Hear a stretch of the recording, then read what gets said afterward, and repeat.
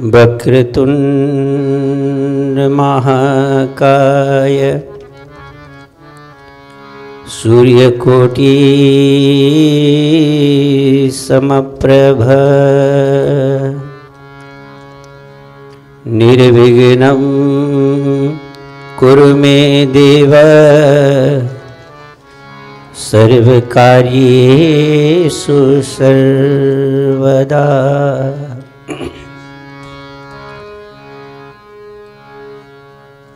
अज्ञानातिमिरान्धस्य ज्ञानाञ्जनशलाकया चक्षुरुन्मीलितं येन तस्मै श्री गुरुवे नमः। कृष्णाय वासुदेवाय हरये परमात्मने प्रणतक्लेशनाशाय श्रीगोविन्दाय नमो नमः। शान्ताकारं भुजगसेनं पद्मनाभं सुरेशं विश्वाधारं गगनसदृशं मेघवर्णं शुभांगं लक्ष्मीकान्तं कमलनयनं योगिभिर्ध्यानगम्यं वन्दे विष्णुं भवभयहरं सर्वलोकैकनाथम्। आइए हनुमंत विराजिए कथा करहूँ मति अनुसार। प्रेम से गद्दी धरो विराजिए पवन कुमार। नारायणं नमस्कृत्य नरं चैव नरोत्तमं देवीं सरस्वतीं व्यासं ततो जयमुदीरये।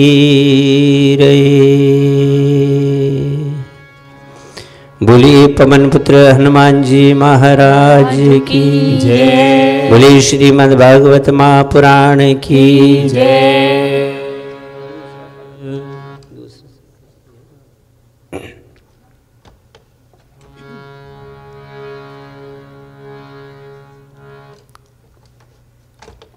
आइए सर्वप्रथम इस महायज्ञ के प्रारंभ होने से पहले भगवान नाम स्मरण, भगवत नाम संकीर्तन हम सब मिलकर के करते हैं। उसके पश्चात श्रीमद् भागवत जी का श्रवण हम सब मिलकर के श्री भगवान लक्ष्मी नारायण जी के चरणों में बैठ कर के करते हैं। उस दिव्य आत्मा की शांति के लिए, उस दिव्य आत्मा की गोलोक गमन वैकुंठ गमन की कामना करते हैं और मिलजुल करके इस महान यज्ञ को हम सब सक्षम बनाते हैं। आइए सबसे पहले संकीर्तन करते हैं। केशवा माधवा हे कृष्ण मधुसूदना। केशवा माधवा हे कृष्ण मधुसूदना। केशवा माधवा कृष्ण मधुसूदना केशव माधव हे कृष्ण मधुसूदना हे कृष्ण मधुसूदना हे कृष्ण मधुसूदना हे कृष्ण मधुसूदना हे कृष्ण मधुसूदना केशव माधव हे कृष्ण मधुसूदना केशव माधव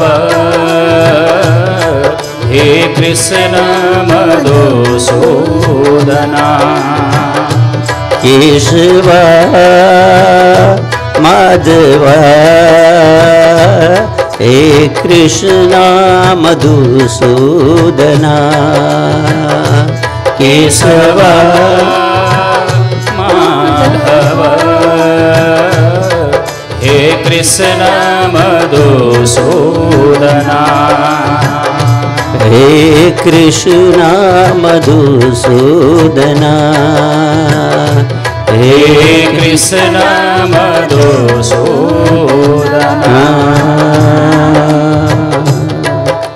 बोलिए बाकी बिहारी लाल की जय। बोले कृष्णचंद्र भगवान की जय। अकारण करुणा वरुणालय भक्त वांछा कल्पतरु तड़िद्वित विनिंदित पीतांबरधारी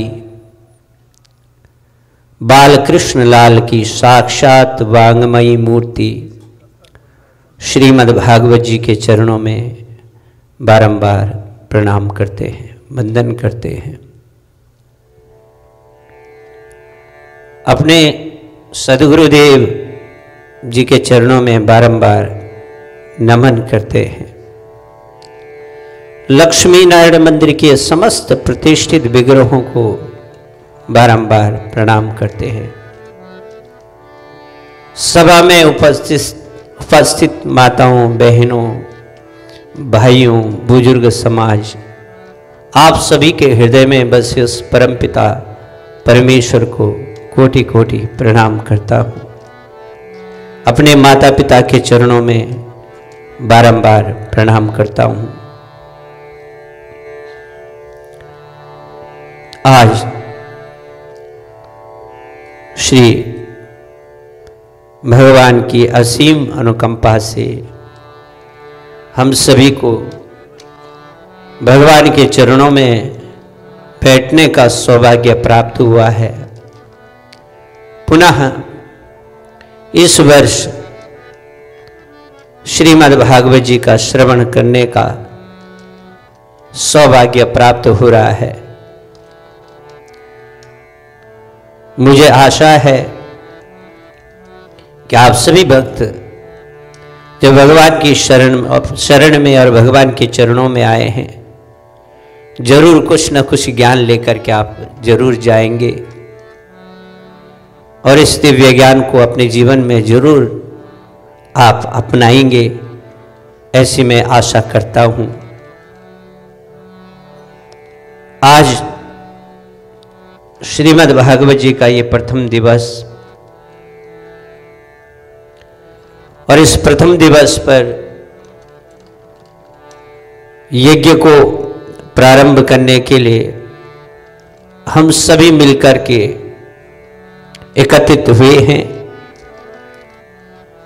यज्ञ के आचार्य श्री बड़े भ्राता रामचंद्र जी और हमारे बड़े भ्राता नवीन जी और यजमान परिवार, आप सभी के सहयोग से ये कार्य हो रहा है। जो ब्राह्मण देव हैं, आपके चरणों में कोटि कोटि नमन करता हुआ इस यज्ञ को प्रारंभ करता हूँ, भगवान की इस दिव्य लीला को प्रारंभ करता हूँ। और सबसे पहले मैं उस दिव्य आत्मा का आवाहन करता हूँ। हे दिव्य आत्मा, आप आइए। आपके निमित्त आपके परिवारीजनों ने, आपके माता पिता, आपकी धर्मपत्नी, आपके पुत्र, सभी ने मिलकर के श्रीमद् भागवत जी का आयोजन किया है। आपके लिए वैकुंठ की कामना करते हैं, गोलोक गमन की कामना करते हैं। सदैव भगवान के श्री चरणों में वास मिले, उसके लिए बारंबार प्रार्थना करते हैं। इस यज्ञ में आप आइए, अपना स्थान ग्रहण कीजिए और भगवान की इस दिव्य लीलाओं का श्रवण कीजिए। स्वर्गीय दीपक राय सिद्धर जी आपकी सदगति के लिए वैकुंठ की कामना करते हैं और इस महाप्राण को प्रारंभ करते हैं। आपके पिताजी जसवंत राय सिद्धर, आपकी माता नीलम रानी सिद्धर, आपकी धर्मपत्नी शिवानी दीपक राय सिद्धर और आपके सुपुत्र लक्ष्य राय सिद्धर परिवार के द्वारा आपके निमित्त श्रीमद् भागवत जी का आयोजन किया है।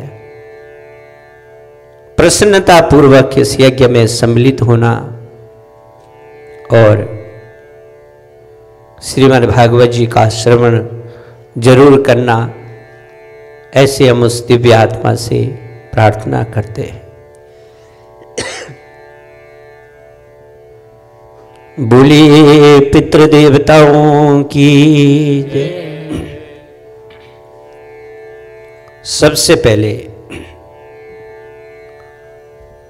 उन पितरों का और उन पूर्वजों का धन्यवाद करते हैं जिनकी असीम अनुकंपा से हम सभी को यहां पर बैठने का सौभाग्य प्राप्त हुआ है। ये उन्हीं का आशीर्वाद है। कहीं ना कहीं उन्होंने कोई अच्छा कार्य किया होगा, कोई धर्म सम्मत कोई कार्य किया होगा, जिसका फलस्वरूप आज हम सब मिलकर के श्रीमद् भागवत जी का आयोजन कर रहे हैं।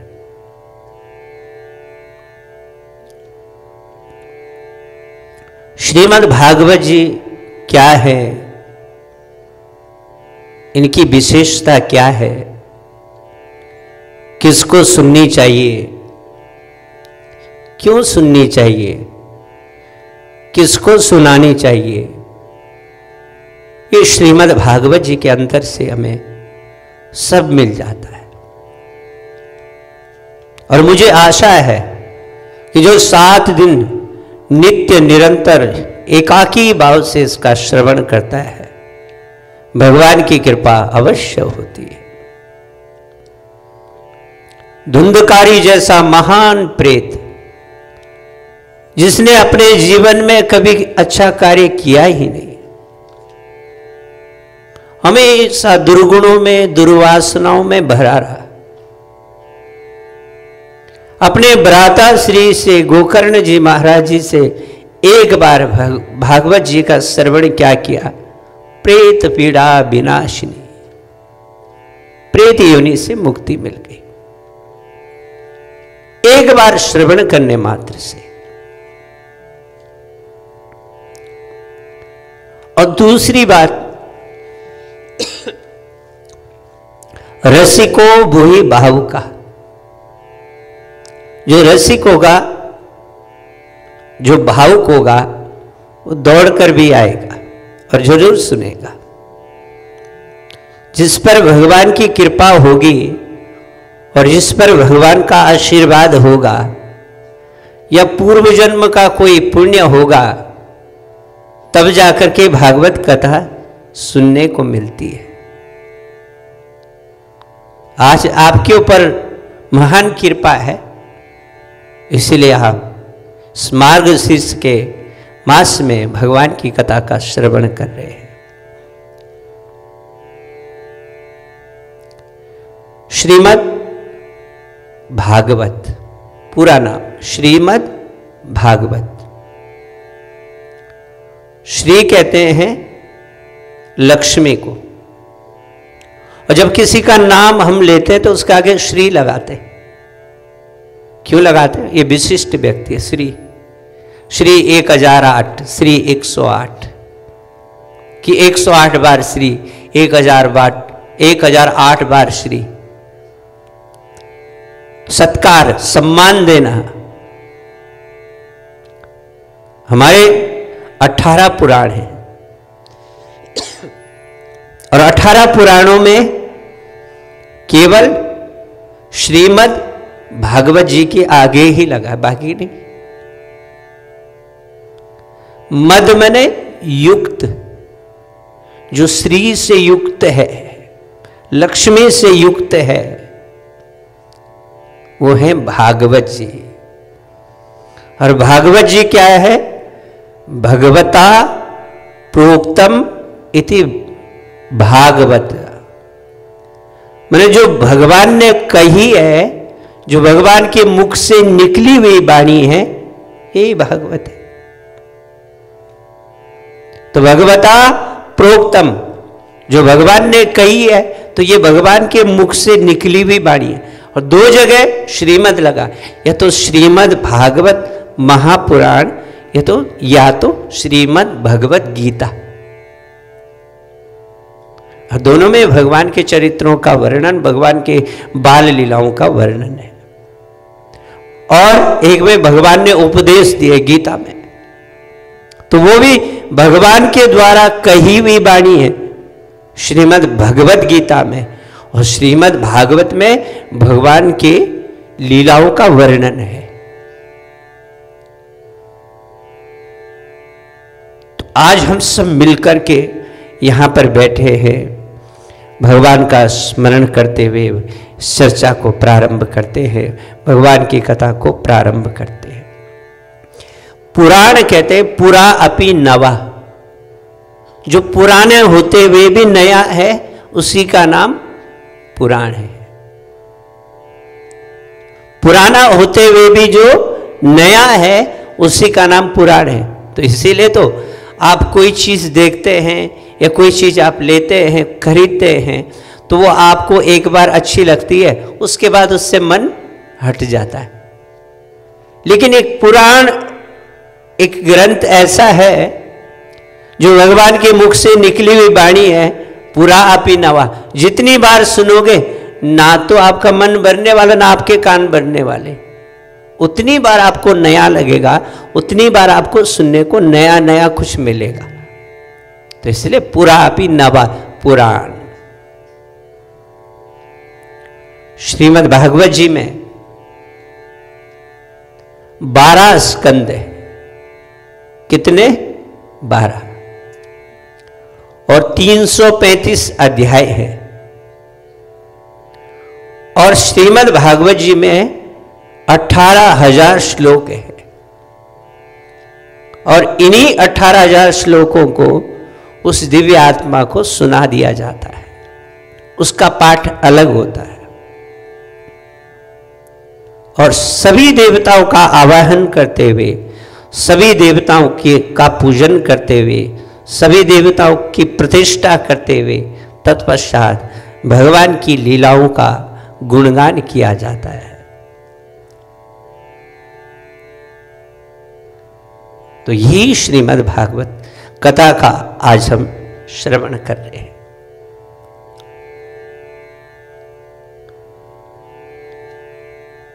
सबसे पहले बतलाते हैं कि क्यों सुनना चाहिए, क्या है इससे, कौन सुन सकता है, किसको लाभ होता है। भाग्योदयेन बहुजन्म समर्जितेन सत्संगमं च लभते पुरुषो यदा वे अज्ञान हेतु कृत मोहमदान्धकारम् नाशं विदायै तदो दयते विवेकः।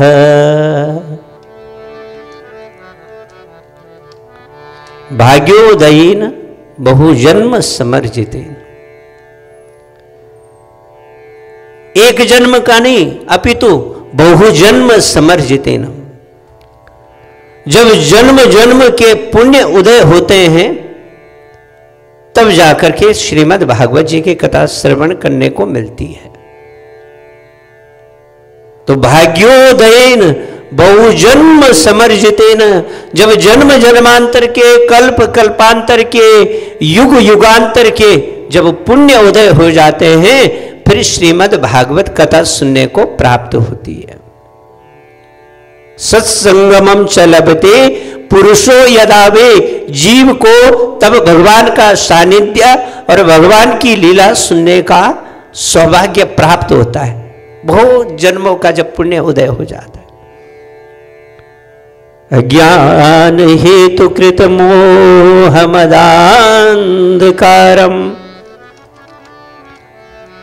नाशं विदायै तदो दयते विवेकः। अज्ञान रूपी अंधकार दूर हो जाता है। हो सकता है मन में कई संशय हो, कई भ्रम हो कि जीवन में ये करना चाहिए, नहीं करना चाहिए, पता होता है, नहीं होता है, कभी कभी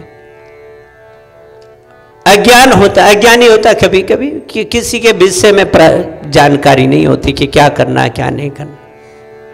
यहां पर कहते हैं अज्ञान हेतु कृत मोहमदान्धकारम्, बस भगवान की इस कथा को सुन करके अज्ञान रूपी अंधकार समाप्त हो जाता है। नाशं विदायै तदो दयते विवेकः।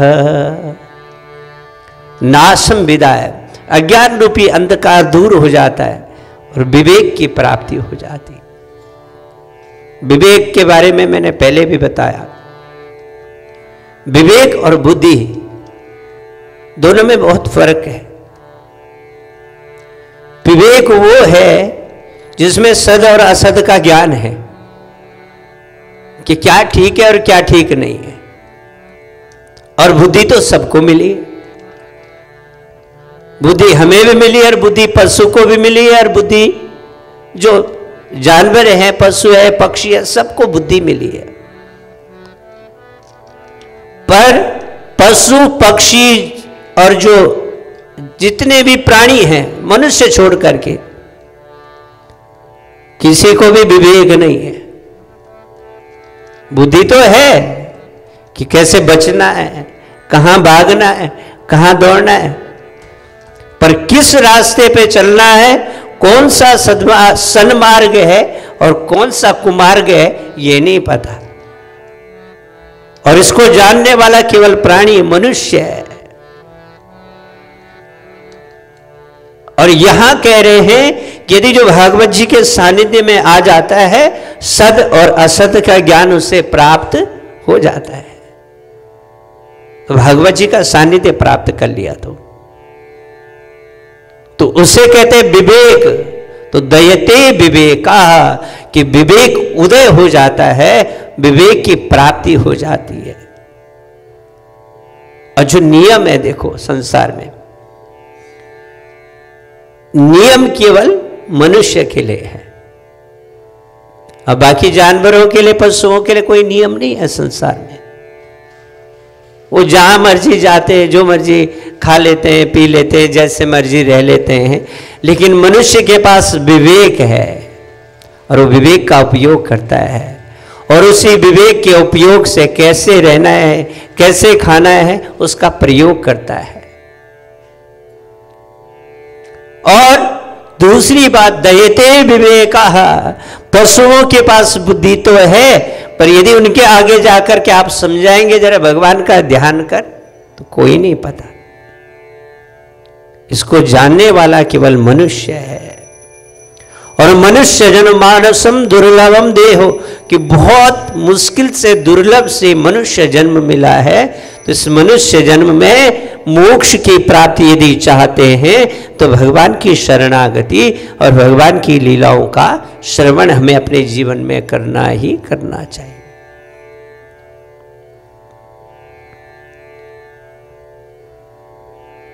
भागवत जी का ये महात्म्य है।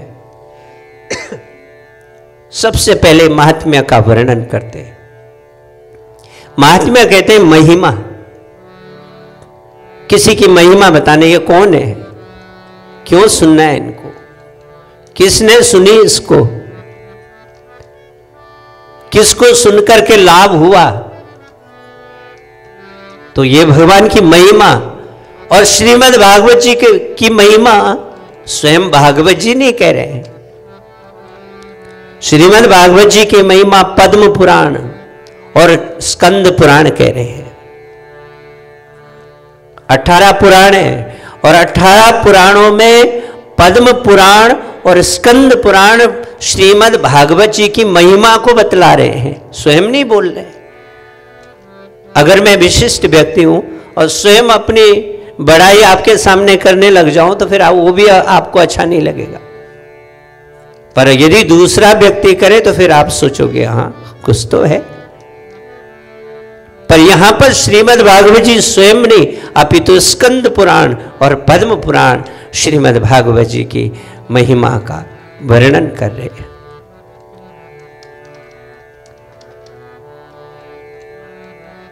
भाति सर्वेषु भेदेषु गतिर्यस्य दुरत्यया,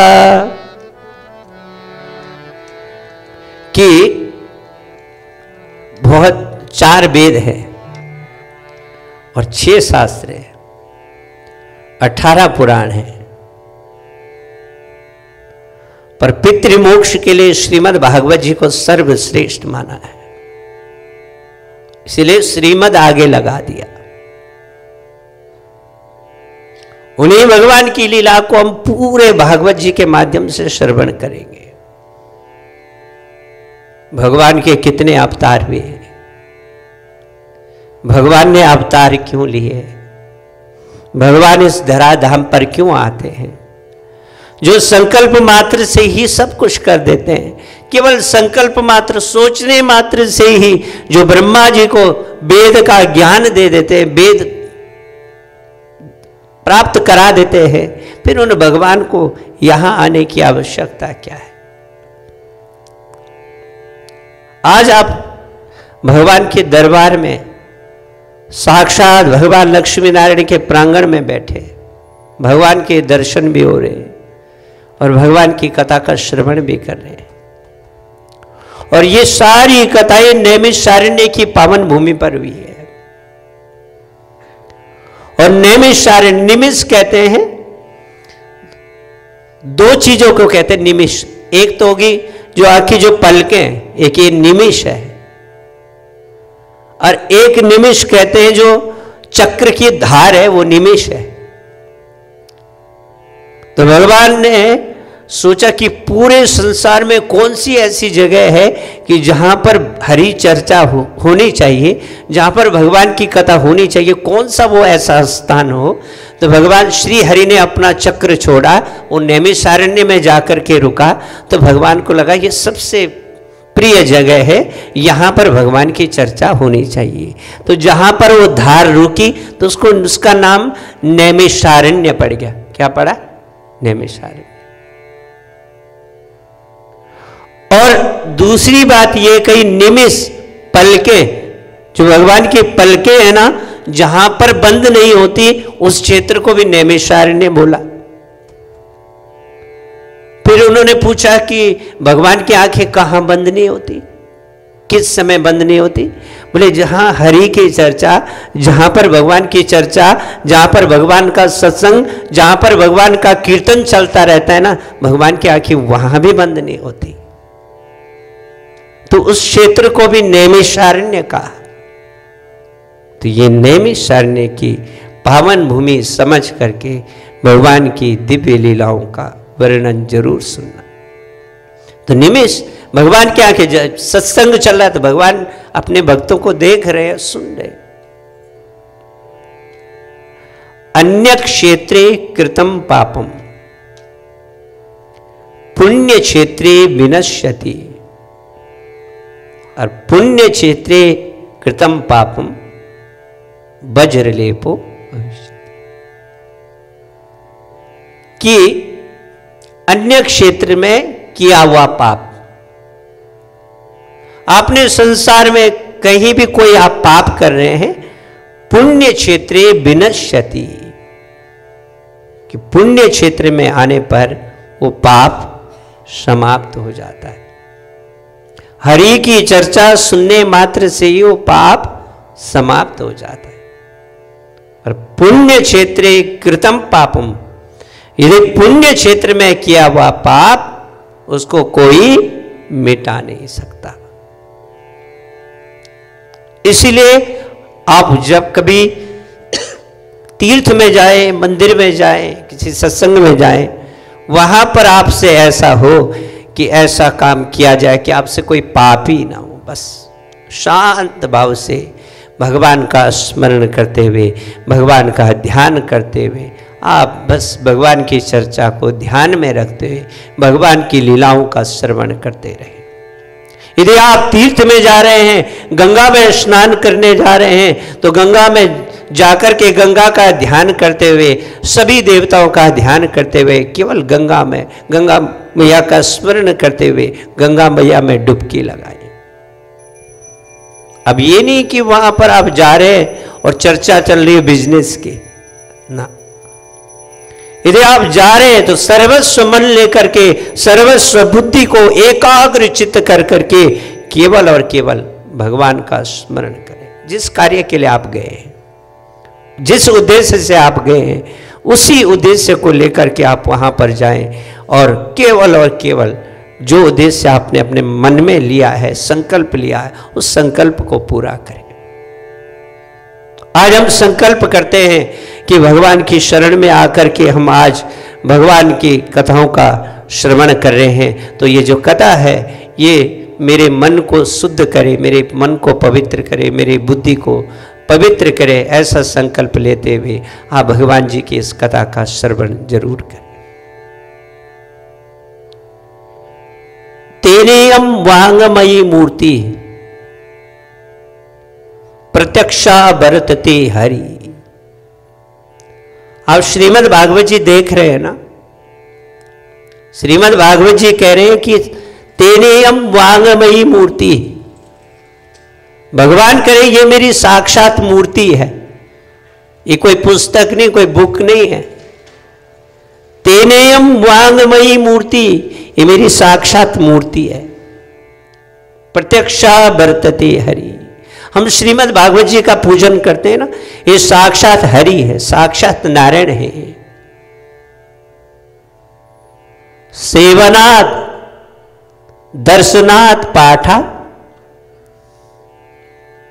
सेवनात् श्रवणात् पाठात् दर्शनात् पापनाशिनी।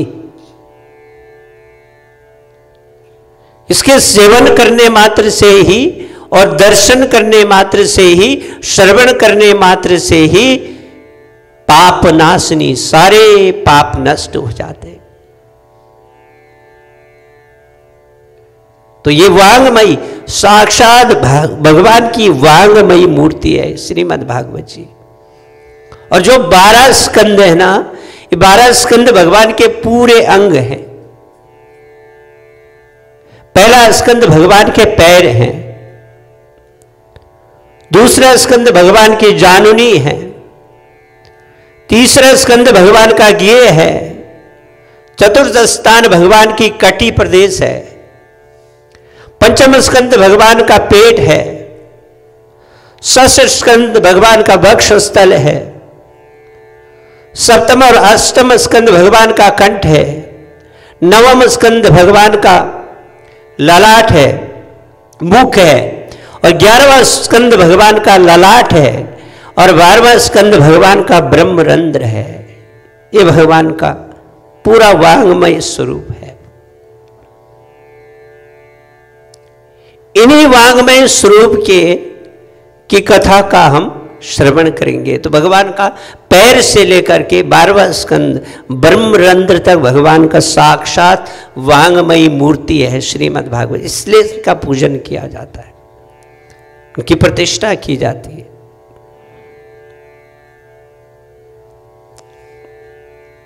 आइए अब हम सब मिलकर के यहां पर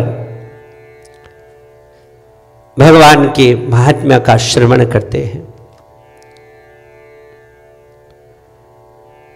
जो महिमा भगवान की बतला रहे हैं पद्म पुराण और स्कंद पुराण, क्या बोल रहे हैं भगवान के बारे में, श्रीमद् भागवत जी के बारे में। सच्चिदानंद रूपाय विश्वोत्पत्त्यादि हेतवे तापत्रय विनाशाय श्री कृष्णाय वयं नुमः। सच्चिदानंद रूपाय, कौन है भगवान? स्कंद पुराण और पद्म पुराण करे कि भगवान कौन है? बोले वो सत्य भी हैं, वो चित्त भी हैं, वो आनंद स्वरूप में भी हैं।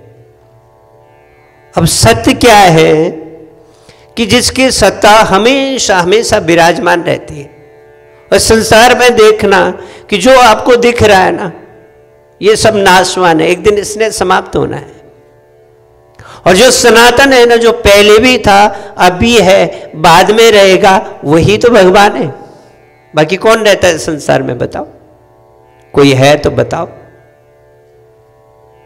मनुष्य को मात्र 100 साल की आयु मिली है, उसमें भी कुछ पता नहीं। तो जो सत्य है, जिसकी सत्ता हमेशा हमेशा विराजमान रहती, जो पहले भी थे, अभी है, बाद में भी रहेंगे, ऐसे भगवान नारायण को हम प्रणाम करते हैं। उनकी कथा को हम श्रवण कर रहे हैं। ये वो है। चित्त कहते हैं प्रकाश को।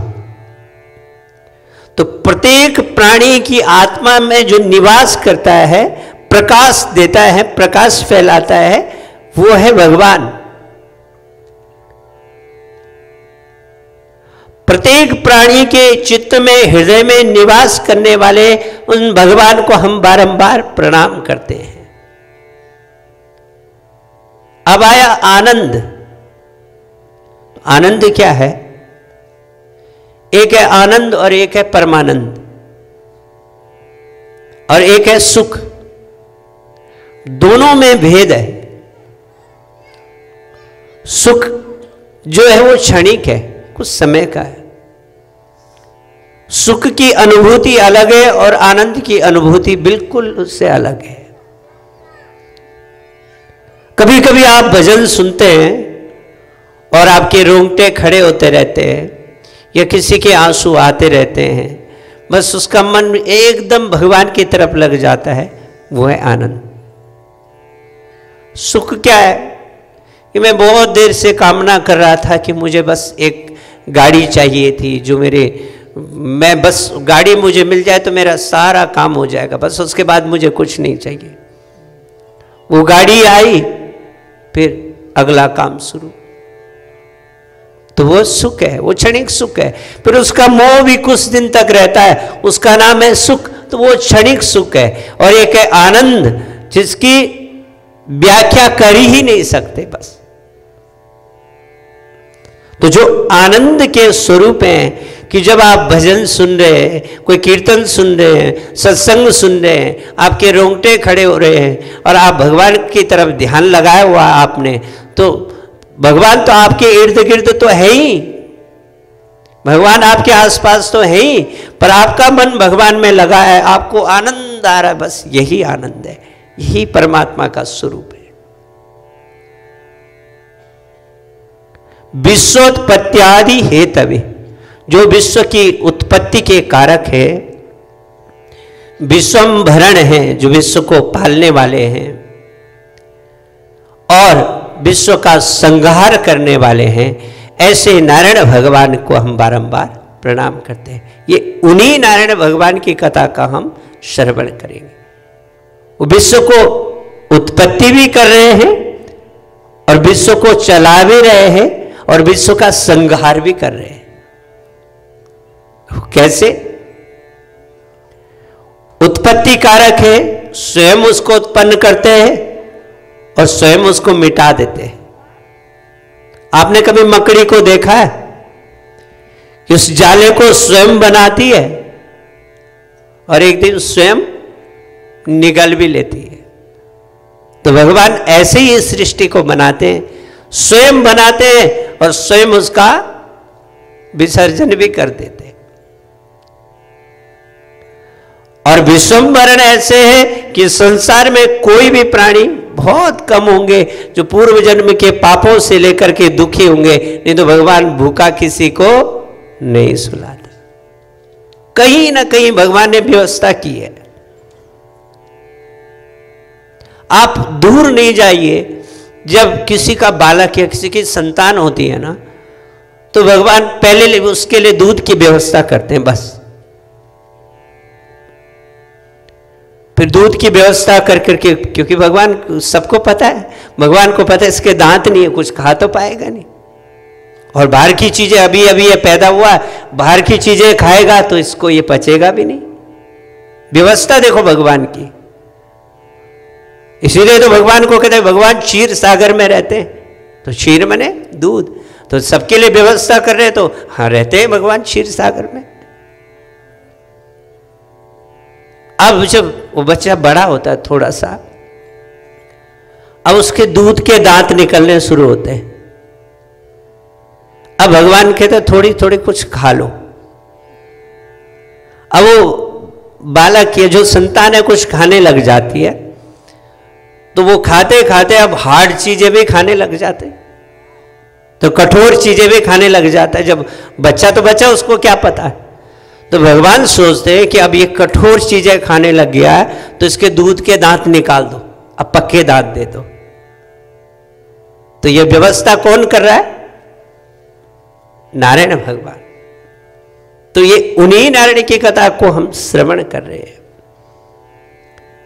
तापत्रय विनाशाय श्री कृष्णाय वयं नुमः।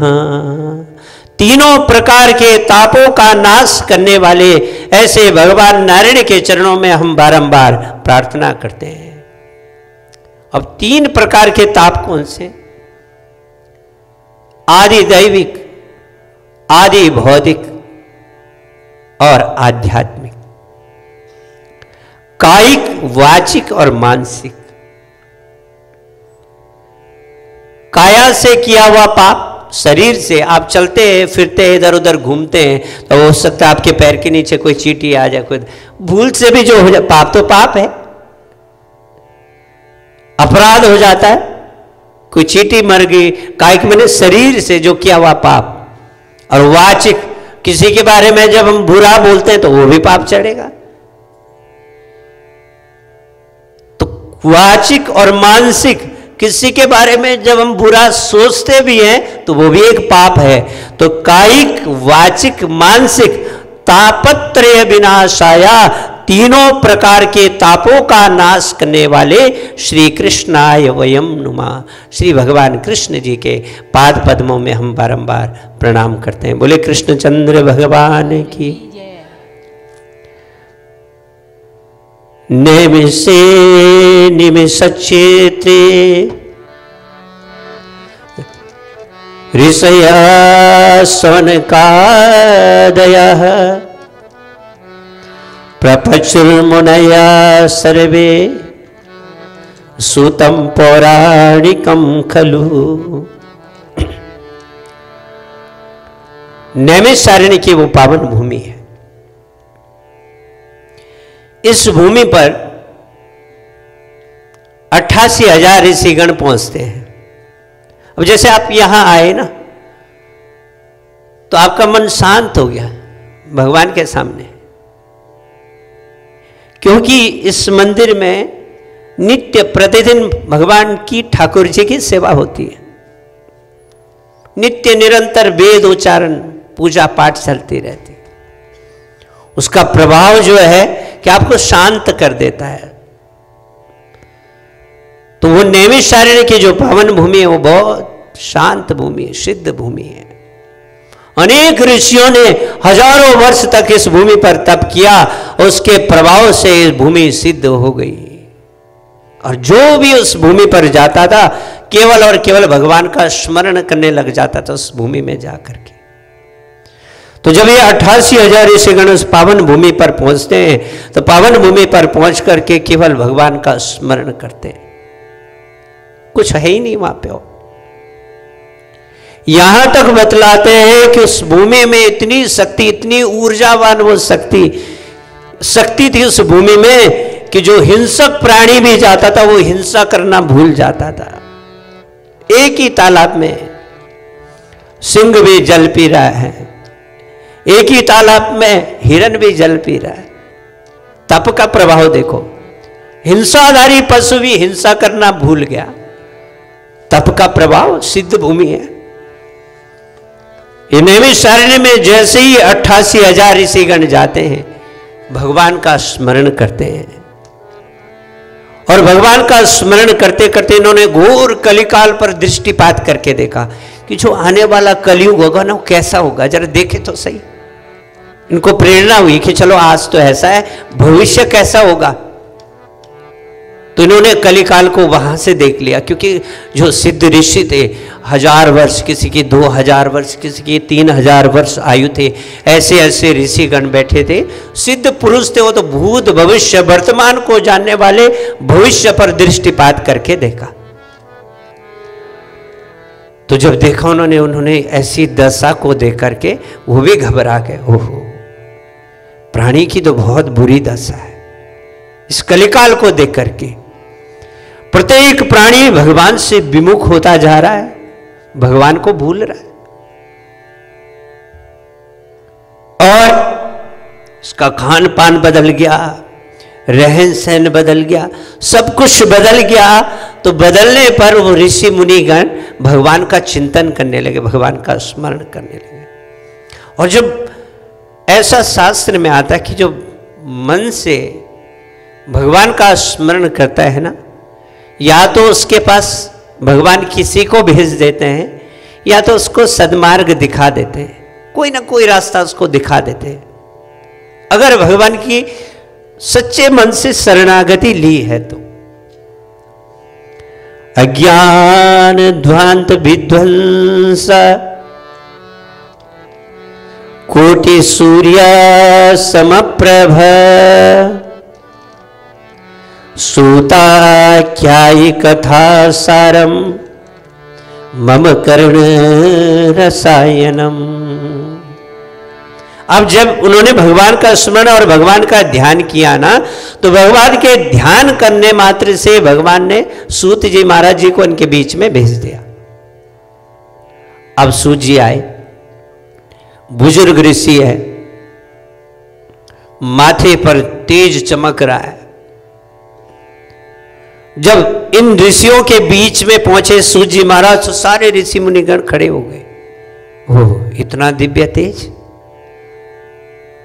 ललाट के उस तेज को देख करके सारे ऋषि मुनिगण कहने लगे, ओहो, भगवान की कृपा हो गई, बस अब हमारे प्रश्नों का हमें उत्तर मिल गया। हमने घोर कलिकाल पर दृष्टिपात करके देखा था कि प्राणी का कल्याण कैसे होगा, ऐसे संत को देख करके अब हमारा मन संतुष्ट हो गया है। ऐसा करना चाहिए कि अब इनको गुरु बना करके इनसे प्रश्न पूछने चाहिए। उच्च आसीन पर विराजमान कराया, बिठाया सूत जी महाराज को, पूजन किया। और पूजन करने के पश्चात सारे ऋषि मुनिगण कहने लगे, सूताख्यायि कथा सारम मम कर्ण रसायनम। हे गुरुदेव, इस पावन भूमि पर हम आ गए हैं। हमने भगवान का चिंतन किया और भगवान का चिंतन करने मात्र से साक्षात गुरुदेव भगवान ने हमारे सामने भेज दिए हैं। कई प्रश्न हमारे मन में उठ रहे हैं, हम इन प्रश्नों का उत्तर चाहते हैं। इन प्रश्नों का उत्तर भगवान हमें जरूर दीजिए। सूजी कहते हैं कौन से प्रश्न, क्या प्रश्न करते हैं, कहना पूछना चाहते हैं। अब ये ऋषि मुनिगण सचेत हो गए, कहने लगे गुरु तो रुक गए, गुरु जी तो रुक गए, हमें हम प्रश्न पूछने चाहिए। अब इनके प्रश्न क्या है और हमारे प्रश्न संसार में हम भी क्या प्रश्न करते हैं और उन ऋषियों के क्या प्रश्न कर रहे हैं, ये जरा आप देखिएगा। जब हम किसी साधु संत ब्राह्मण के पास जाते हैं तो हमारे प्रश्न अलग होते हैं। घर कब बनेगा, गाड़ी कब आएगी, और उन ऋषियों के प्रश्न सुनना। भक्ति ज्ञान विरागाप्तो विवेको वर्धते महान, माया मोह निरासस्या वैष्णवे क्रियते कथम। भगवान, हे गुरुदेव, हमारा पहला प्रश्न ये है कि भक्ति ज्ञान विराग आप तो भक्ति कैसे बढ़े, भक्ति को बढ़ाने का क्या मार्ग है, ज्ञान को बढ़ाने का क्या मार्ग है, कौन सा ज्ञान है, वैराग्य कैसे प्राप्त हो, वैराग्य की प्राप्ति कैसे हो, विवेको वर्धते महान, विवेक की प्राप्ति कैसे हो, क्या सत है और क्या असत है, कैसे उसको बनाए, कैसे कैसे इसको स्वीकार करें, कैसे इसको बढ़ाएं। माया मोह निरासस्या वैष्णवे क्रियते कथम। और उस माया मोह के जाल को छुड़ाने के लिए वैष्णव जन जो भगवान के सानिध्य में रहते हैं ना, जो भगवान के भक्त हैं, वो कैसे इस माया मोह को दूर करते हैं, वो उपाय भी हमें बतलाइए। सुख जी ने सुना, बोले बहुत अच्छा प्रश्न है। सोनकादरी से कहते भगवान और भी हैं, और भी प्रश्न है।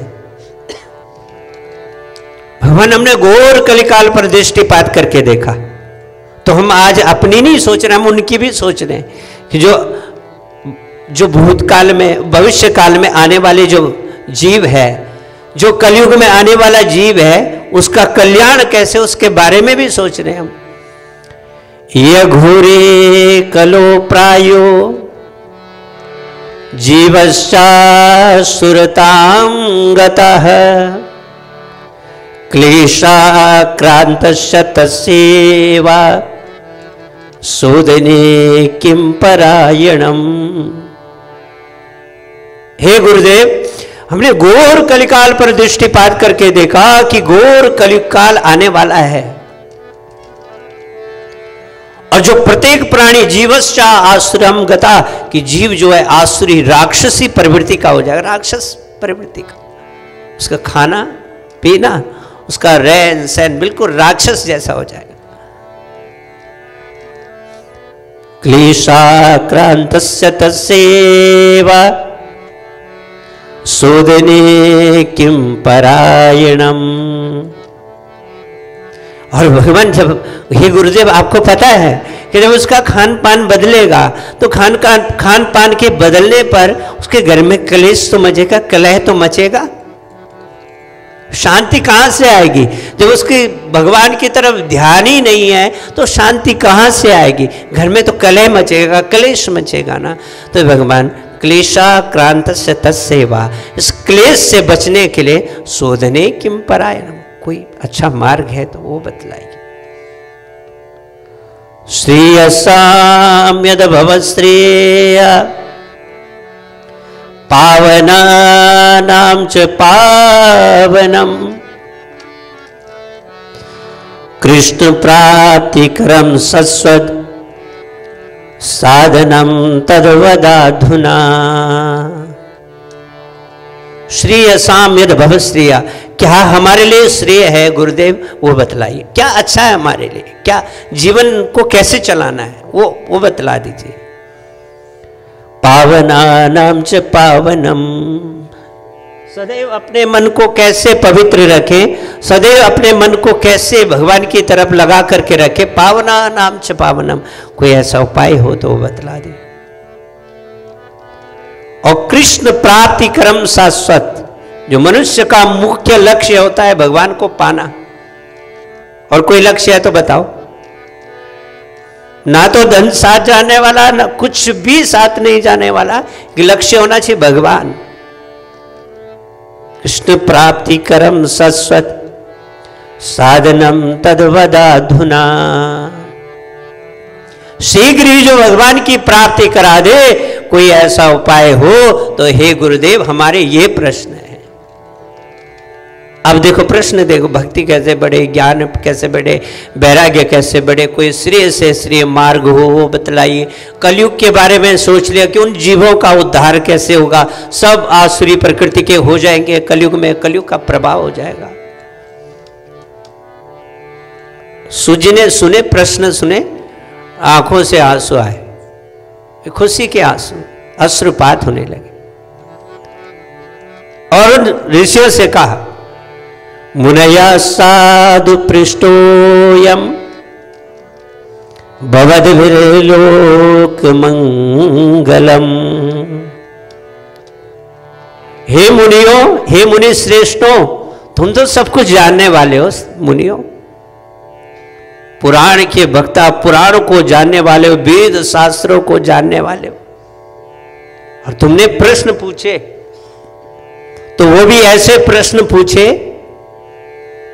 कि जगत का कल्याण कैसे हो, जीवों का कल्याण कैसे हो। हे शौनकादि ऋषियों, यदि ये प्रश्न अपने लिए पूछते ना तो कदापि इसका उत्तर तुम्हें नहीं देता। ये प्रश्न जगत कल्याण के लिए आपने पूछे हैं। भवद्भिर्लोक मंगलम, जगत कल्याण के लिए तुमने पूछे हैं, तो इन प्रश्नों का उत्तर मैं तुम्हें जरूर दूंगा। अब सूत जी कह रहे हैं, शौनकादि ऋषि सुन रहे हैं और सूत जी महाराज इनको सुना रहे। काल ब्याल मुखग्रास त्रास निर्णास हेतवे श्रीमद् भागवतम शास्त्रम कलोकीरेण भाषितम। हे शौनकादि ऋषियों, ध्यान से सुनो। एक चीज है जो परम सत्य है। आस्तिक लोग भगवान का स्मरण करते हैं और नास्तिक भगवान को नहीं मानता। पर कदाचित भगवान को नहीं मानता पर मृत्यु को वो भी मानता है। मृत्यु से नहीं भाग पाएगा, मृत्यु परम सत्य है। सूजी समझा रहे हैं। काल ब्याल मुखग्रास, जो ब्याल कहते हैं अजगर को, तो जो काल रूपी ब्याल है ना, काल रूपी जो अजगर है, मुंह खोल के बैठा है। त्रास निर्णास हेतवे, कि काल ने कभी किसी को नहीं छोड़ा। और आज आप यहां पे बैठे ना भगवान के सानिध्य में, तो ये दिन आपका सफल है। आपने ये दिन भगवान को दिया, ये आपका सफल है। कई जो जीव होंगे, कई लोग होंगे जो कई ऐसी जगह पर घूम रहे होंगे जिसका कोई फल ही नहीं है, दुर्वासनाओं में फंसे होंगे। इस समय आपका जो इस समय अमूल्य है, तो एक एक दिन जो जा रहा है ना, वो आपका मृत्यु का एक एक दिन निकट आ रहा है। सूजी कह रहे काल ब्याल मुखग्रास, कि काल रूपी अजगर मुंह खोल करके बैठा है और एक एक दिन आपका लेता जा रहा है। त्रास निर्णास हे तभी, उससे बचने के लिए श्रीमद्भागवतम शास्त्रम कलोकीरेण भासितम। हे शौनकादि ऋषियों, इस काल रूपी ब्याल से बचने के लिए केवल एक ही उपाय है, वो है श्रीमद् भागवत जी। बचना चाहते हो, कलोकीरेण भासितम, सुखदेव जी ने इसको गाया है। अब जब उन्होंने कहा कि सुखदेव जी ने गाया है और इसको परीक्षित को सुनाया, फिर कहने लगे सूजी, हे शौनकादि ऋषि सुनो, एतस्माद् परम किंचिन मनः शुद्धेन विद्यते,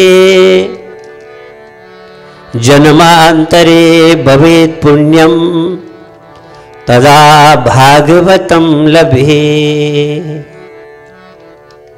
एतस्माद् परम किंचिन, हे शौनकादि ऋषियों, इससे बढ़कर कोई उपाय नहीं। क्या करने का? मन शुद्धेन विद्यते, मन को शुद्ध करने का इससे बड़ा कोई उपाय है ही नहीं। और हे शौनकादि ऋषियों, ध्यान से सुनना, जन्मांतरे भवेत् पुण्यम, जब जन्म जन्मांतर के पुण्य उदय हो जाते हैं, पितरों का आशीर्वाद, पूर्वजों का आशीर्वाद हो जाता है, कल्प कल्पांतर के युग के जब पुण्य उदय हो जाते हैं, तब जाकर के एक बार भगवान भागवत, श्रीमद् भागवत जी कथा सुनने का श्रवण प्राप्त होता है। जन्म जन्मांतर के पुण्य उदय हो जाते हैं। तो लिखा है, स्वयं सूत जी महाराज कह रहे हैं कि जन्मांतरे भवेत् पुण्यम, जन्म जन्मांतर के युग युगांतर के जब पुण्य उदय हो जाते हैं, तब जाकर के श्रीमद् भागवत जी की कथा सुनने को प्राप्त होती है। अब फिर ये शौनकादि ऋषि प्रश्न करते हैं कि आप कहते हैं कि कलो कीरेण भाषितम, सुखदेव जी ने ये कथा सुनाई, किसको सुनाई? सूत जी कहते हैं, हे शौनकादि ऋषियों, ये कथा परीक्षित को सुनाई थी। अच्छा गुरुदेव, क्यों सुनाई थी? तो सूत जी कहते हैं कि इसलिए एक बार परीक्षित को श्राप लगा कि श्रृंगी ऋषि ने श्राप दे दिया, समीक ऋषि के गले में मरा हुआ सर्प डाला। समीक ऋषि के बेटे श्रृंगी ऋषि हैं, श्रृंगी ऋषि ने श्राप दे दिया कि जो नाग, जो भी सर्प इन्होंने मेरे पिताजी के गले में डाला है ना, यही सर्प इनको 7वें दिन में डस लेगा। परीक्षित को तुम्हें मुक्त करने के लिए हे शौनकादि ऋषियों, सुखदेव जी ने, आदरणीय सुखदेव जी ने राजर्षि परीक्षित को यह कथा सुनाई थी। ये शौनकादि सुनो। परीक्षिते कथम वक्तुम सभायां सस्थिते सुखे, सुधा कुंभम गृहीतेव देवास्तत्र समागमन। राजा परीक्षित को श्राप लगा कि 7वें दिन तक्षक नाग डसेगा। अब जिसको ये लगे कि इस दिन मेरी मृत्यु है, तो उसकी क्या हालत होगी बताओ। और राजर्षि परीक्षित को पता था कि 7वें दिन मेरी मृत्यु होने वाली है, तो 7वें दिन मैं मरूंगा, तक्षक नाग मुझे डसेगा। उन्होंने घर बार पुत्र कलत्र मित्र सब छोड़ करके गंगा के द्वार पे चले गए। राजर्षि परीक्षित, उन्होंने कहा अब ठीक नहीं है, मुझे ऐसा लगता किसी सदगुरु का मुझे सानिध्य मिल जाए तो मेरा कल्याण हो जाए, बस 7 दिन मेरे पास मात्र बचे। एक क्षण में उनको पता लगा कि मुझे तक्षक नाग डसेगा, घर बार छोड़ा और सीधे गंगा द्वार मुपिया, गंगा के तट पर चले गए। अब जब वहां पहुंचे तो साधु संतों को पता लगा फिर राजा है, चक्रवर्ती सम्राट है, चक्रवर्ती सम्राट को श्राप लगा कि 7वें दिन इनकी मृत्यु निश्चित है। अब सब अपना अपना बतलाते हैं ना। कुछ संत कहते हैं व्रत कर लो, कुछ कहते हैं पूजा पाठ कर लो, कुछ कहते हैं कि हे राजर्षि परीक्षित भगवान का ध्यान करते रहो, कुछ कहते हैं उपवास कर लो, कुछ कहते हैं गंगा में स्नान कर लो। बहुत संत आए, पर राजर्षि परीक्षित का मन अभी रुका नहीं। राजर्षि परीक्षित को लगा कि ये इससे पूरा नहीं होने वाला। पर इतने में 16 वर्षीय आदरणीय सुखदेव जी वहां बीच में पहुंच गए। 16 वर्ष के हैं, शरीर पे कोई वस्त्र नहीं है, अपनी आंखें नीचे की हुई हैं, भगवान का स्मरण करते करते मुखमंडल पर इतना तेज है, इस तेज को देख करके जितने भी संत थे वो तो उठे उठे, राजर्षि परीक्षित भी उनको देख करके मोहित हो गए। अब राजर्षि परीक्षित को लगा कि साक्षात कोई भगवान अब मेरा कल्याण करने के लिए यहां पहुंच गए। अब राजर्षि परीक्षित बड़े प्रसन्न हुए, सुखदेव जी को प्रणाम किया, उच्च आसीन पर बिठाया, उनका पूजन किया और पूजन करने के पश्चात उन्होंने सबसे पहले प्रश्न किया कि म्रियमाण पुरुष को क्या करना चाहिए, जिसके 7 दिन में मृत्यु हो, और मृत्यु हो तो उसको क्या करना चाहिए और क्या नहीं करना चाहिए। ये प्रश्न कर लिया। अब सुखदेव जी जो थे, जब तक एक गाय का दूध निकलता है ना, एक सुखदेव जी और एक नारद जी इतनी देर से ज्यादा कहीं बैठते ही नहीं। पर आज जब आदरणीय सुखदेव जी ने जब ये प्रश्न सुना तो आदरणीय सुखदेव जी एक जगह पर बैठ गए कि म्रियमाण पुरुष को जिसकी 7 दिन में मृत्यु, उसको क्या करना चाहिए। परीक्षिते कथाम वक्तुम सभायां संस्थिते सुखे सुधा कुंभम गृहीत्वा देवास्तत्र समागमन। सूत जी कहते हैं, हे शौनकादि ऋषियों, जब आदरणीय सुखदेव जी राजर्षि परीक्षित को ये श्रीमद् भागवत जी सुनाने लग गए, प्रारंभ करने लग गए, तो ये बात देवताओं को पता चल पड़ी स्वर्ग में। अब जब देवताओं को ये बात पता चली कि राजर्षि परीक्षित को श्रीमद् भागवत जी सुना रहे हैं, तो उन्होंने सब देवताओं ने, इंद्र चंद्र वरुण वायु कुबेर जितने देवता थे, सुधा कुंभम एक सोने का घड़ा लिया, उसमें अमृत भरा और अमृत भर करके दोनों के आगे आ गए। जब वो कथा सुन रहे दोनों के आगे बैठ गए। अब उन्होंने कहा, एवं विनिमये जाते सुधाराज्ञा प्रपीयताम प्रपश्यामो वयम सर्वे श्रीमद्भागवतामृतम। देवता जो हैं कि अमृत का कलश लेकर के जैसे ही सुखदेव जी परीक्षित को कथा सुनाने लग गए, तो देवताओं को पता चला और अमृत का कलश ला करके दोनों के बीच में रख दिया। और एवं विनिमये जाते सुधाराज्ञा प्रपीयताम। अब सुखदेव जी से कहने लगे सारे देवता, विनिमय करने, प्रार्थना करने लगे कि हे गुरुदेव, हे आदरणीय सुखदेव जी, सुधाराज्ञा प्रपीयताम। राजर्षि परीक्षित को श्राप लगा है, 7वें दिन तक्षक नाग डसेगा, राजा मर जाएगा, और राजा मरा तो फिर इस राज्य का कैसे पालन पोषण होगा बिना राजा के। आप ऐसा कीजिए, सुधाराज्ञा प्रपीयताम, इस राजा को आप ये अमृत पिला दीजिए, स्वर्ग से लाया हुआ अमृत है, राजा अमर हो जाएगा, मरेगा नहीं। और इसके बदले में श्रीमद् भागवतामृतम, इसके बदले में हमें श्रीमद् भागवत जी का रस पिला दीजिए। देवता कह रहे। अब आप समझिए, आप इसके विषय में जानिए कि जहां देवता भी कलश लेकर के, अमृत का कलश लेकर के इस धराधाम पर आ रहे हैं, तो श्रीमद् भागवत जी की कथा कैसी होगी, आप नारायण की कथा कैसी होगी। अब कह रहे हैं कि आप राजा को ये पिला दीजिए और इसके बदले में हमें आप श्रीमद् भागवत जी का अमृत पिला दीजिए।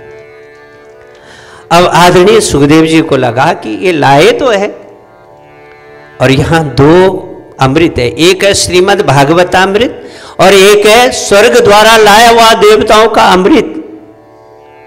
अब उन्होंने सोचा कि ये जो सारा जो अमृत है हमें राजर्षि परीक्षित को पीना है।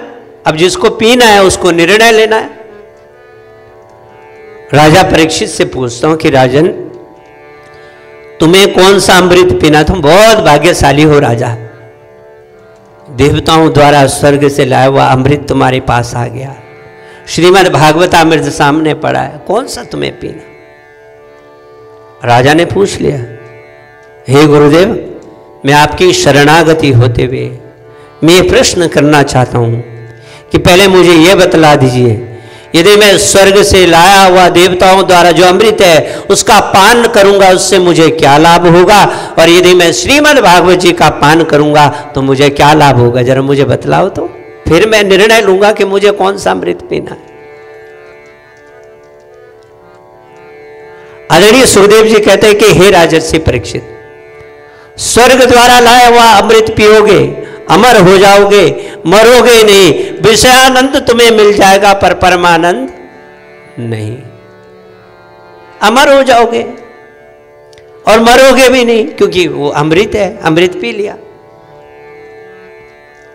हे भगवान, यदि मैं श्रीमद् भागवत जी का अमृत पान करूंगा तो मुझे क्या लाभ होगा?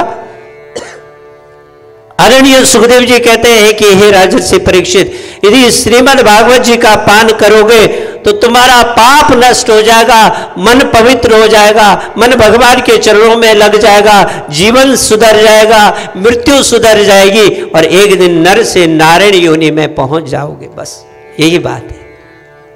स्वर्ग द्वारा लाया हुआ अमृत, अमर हो जाओगे, मरोगे नहीं, विषयानंद मिल जाएगा, परमानंद नहीं। पर यदि श्रीमद् भागवत जी का अमृत पान करोगे तो पाप भी नष्ट हो जाएगा, मृत्यु भी सुधर जाएगी और नर से नारायण योनि में पहुंच जाओगे। बस इतना फर्क है। अब तुम बतलाओ कि तुम्हें कौन सा अमृत पीना है। राजर्षि परीक्षित कहते हैं, भगवान अब कोई बोलने की आवश्यकता है?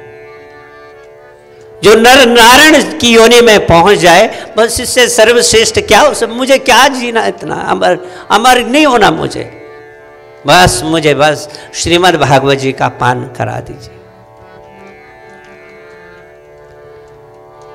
एवं विनिमयी जाते सुधाराज्ञा प्रपीयताम प्रपश्यामो वयम सर्वे श्रीमद् भागवतामृतम। जब देवताओं ने ऐसा कहा तो बहुत गुस्सा आया सुखदेव जी को, आदरणीय सुखदेव जी। सुखदेव जी कहते कि यदि आप ये कह देते थे कि जब राजर्षि परीक्षित भी सुनी ने, हमें भी सुना दो, तो वह इतनी सी बात थी तो मैं तुम्हें भी सुना देता। पर तुम ये कह रहे हैं कि प्रपश्यामो वयम सर्वे, कि इनको अमृत पिला दो और इसके बदले में हमें श्रीमद् भागवत जी का अमृत पिला दो, तो ऐसा नहीं होगा। क्व सुधा क्व कथा लोके क्व काच क्व मणिर्महान ब्रह्मरातो विचारेवं तदो देवान् जहास्या। क्व सुधा, कहां श्रीमद् भागवत जी का अमृत पान? को सुधा लोके, कहां तुम्हारा अमृत?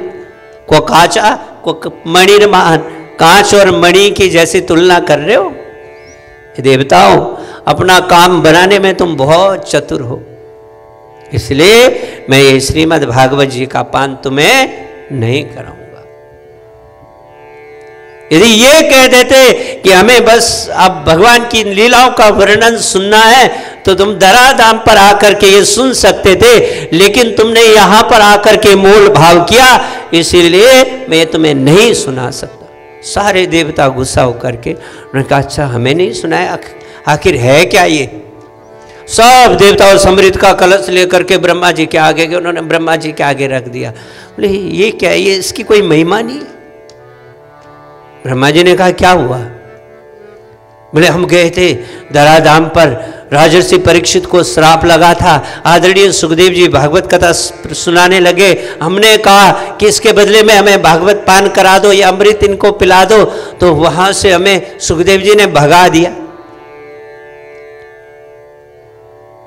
तो यहां ब्रह्मा जी ने कहा कि अभी देखते हैं कि श्रीमद् भागवत जी का अमृत पान में कितनी शक्ति है। सत्यलोके तुलाम बद्ध्वा तोलय साधनान्यजाः।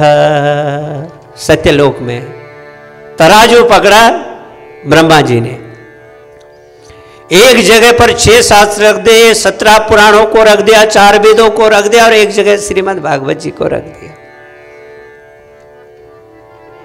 अब जो श्रीमद् भागवत जी का पलड़ा था वो भारी हो गया। भारी का मतलब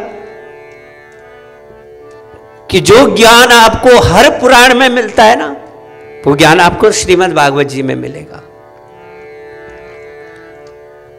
हर पुराण का ज्ञान, हर पुराण में अपनी अपनी महिमा है और श्रीमद् भागवत जी में सबकी महिमा है। तो इसलिए श्रीमद् भागवत तोलय साधनान्यजा, जो पलड़ा था वो भारी हो गया। लघुनन्यानि जातानि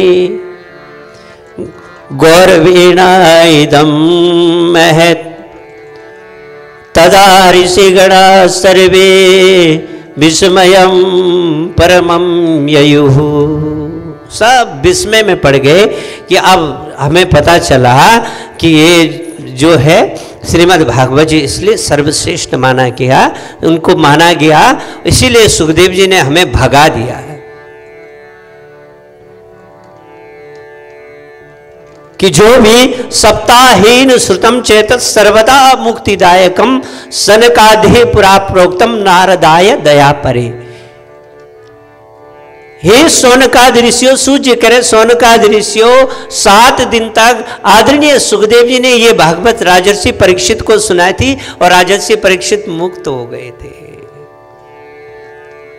फिर वो पूछने लगे सबसे पहले किसने सुनाई ये 7 दिन की कथा, कहां से आई, क्यों आई, किस लिए सुनाई थी?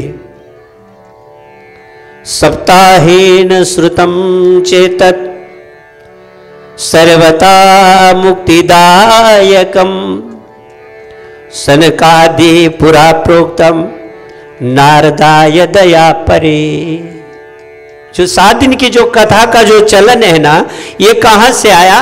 तो कहते हैं जो 7 दिन की कथा है ना, सबसे पहले नारदाय दया परे, कि चारों भाइयों ने नारद जी पर कृपा करी थी सबसे पहले, जिसमें सनक, सनंदन, सनातन, सनत कुमार 4 भाई हैं। इन चारों भाइयों ने सबसे पहले नारद जी पर कृपा करी थी, 7 दिन उनको कथा सुनाई थी। फिर सौनकादि से फिर प्रश्न करते नारद जी और 7 दिन, अच्छा नारद जी ने 7 दिन कथा सुन ली।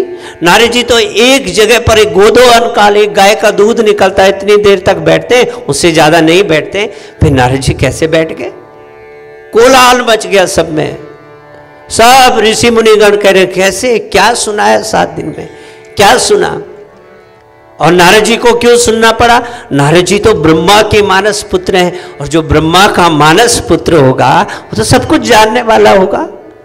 फिर नारद जी को क्या आवश्यकता पड़ेगी? एकदा हि विशालायाम चत्वारो ऋषयो मलाः सत्संगार्थम समायाता ददित्सु तत्र नारदम। एक बार सूत जी कहते सोनकादि ऋषियों सुनो, नारद जी त्रिलोकी में भ्रमण करते करते करते करते दुखी मन से विशालापुत्री बद्रिकाश्रम बद्री क्षेत्र में पहुंचे, उत्तराखंड में दुखी मन से पहुंचे। एकदा ही विशालायाम, एक बार विशालापुरी क्षेत्र में ऋषयो चत्वारा ऋषयो मला, 4 ऋषि बैठे हुए, 16 वर्ष के चारों, एक कथा करते हैं और 3 सुनते हैं। फिर एक कथा करते, फिर 3 सुनते, नित्य निरंतर भगवान की कथा सुन रहे, सुना रहे बस। इतने में नारद जी उनके पास पहुंचे। तो नारद जी तो दुखी गए थे ना, तो दुखी मन से तो कैसे मुंह लटका के बैठता है ना आदमी। जैसे दुखी मन से कहीं जाएगा तो कोई भी व्यक्ति जाएगा तो वो मुंह लटका करके खड़ा हो जाएगा या बैठ जाएगा। नारद जी भी गए तो उन्होंने दुखी मन से ऐसे मुंह नीचे किया और उनके आगे खड़े, उनको प्रणाम किया और खड़े हो गए।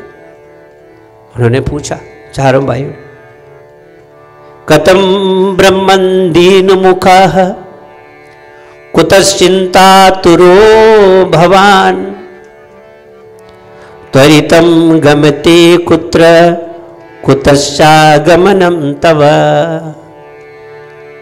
कि नारद जी कथम ब्रह्मन् दीन मुखा, आपका मुंह ऐसे लटका क्यों दिख रहा है नारद जी? कौन सी चिंता तुम्हें लग गई? त्वरितम गम्यते कुत्र, कहां जा रहे हो और कहां से आ रहे हो, हमें बताओ तो। फिर नारद जी ने सारी आप बीती सुनाई।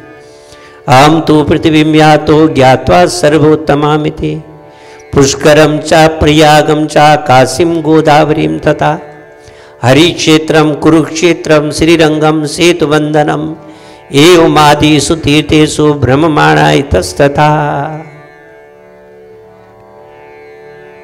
हे भ्रातश्री, मैंने एक बार ऐसा मन में प्रण लिया था कि मैं पृथ्वी लोक में जाऊं जहां पर भगवान ने अनेक लीलाओं को किया है।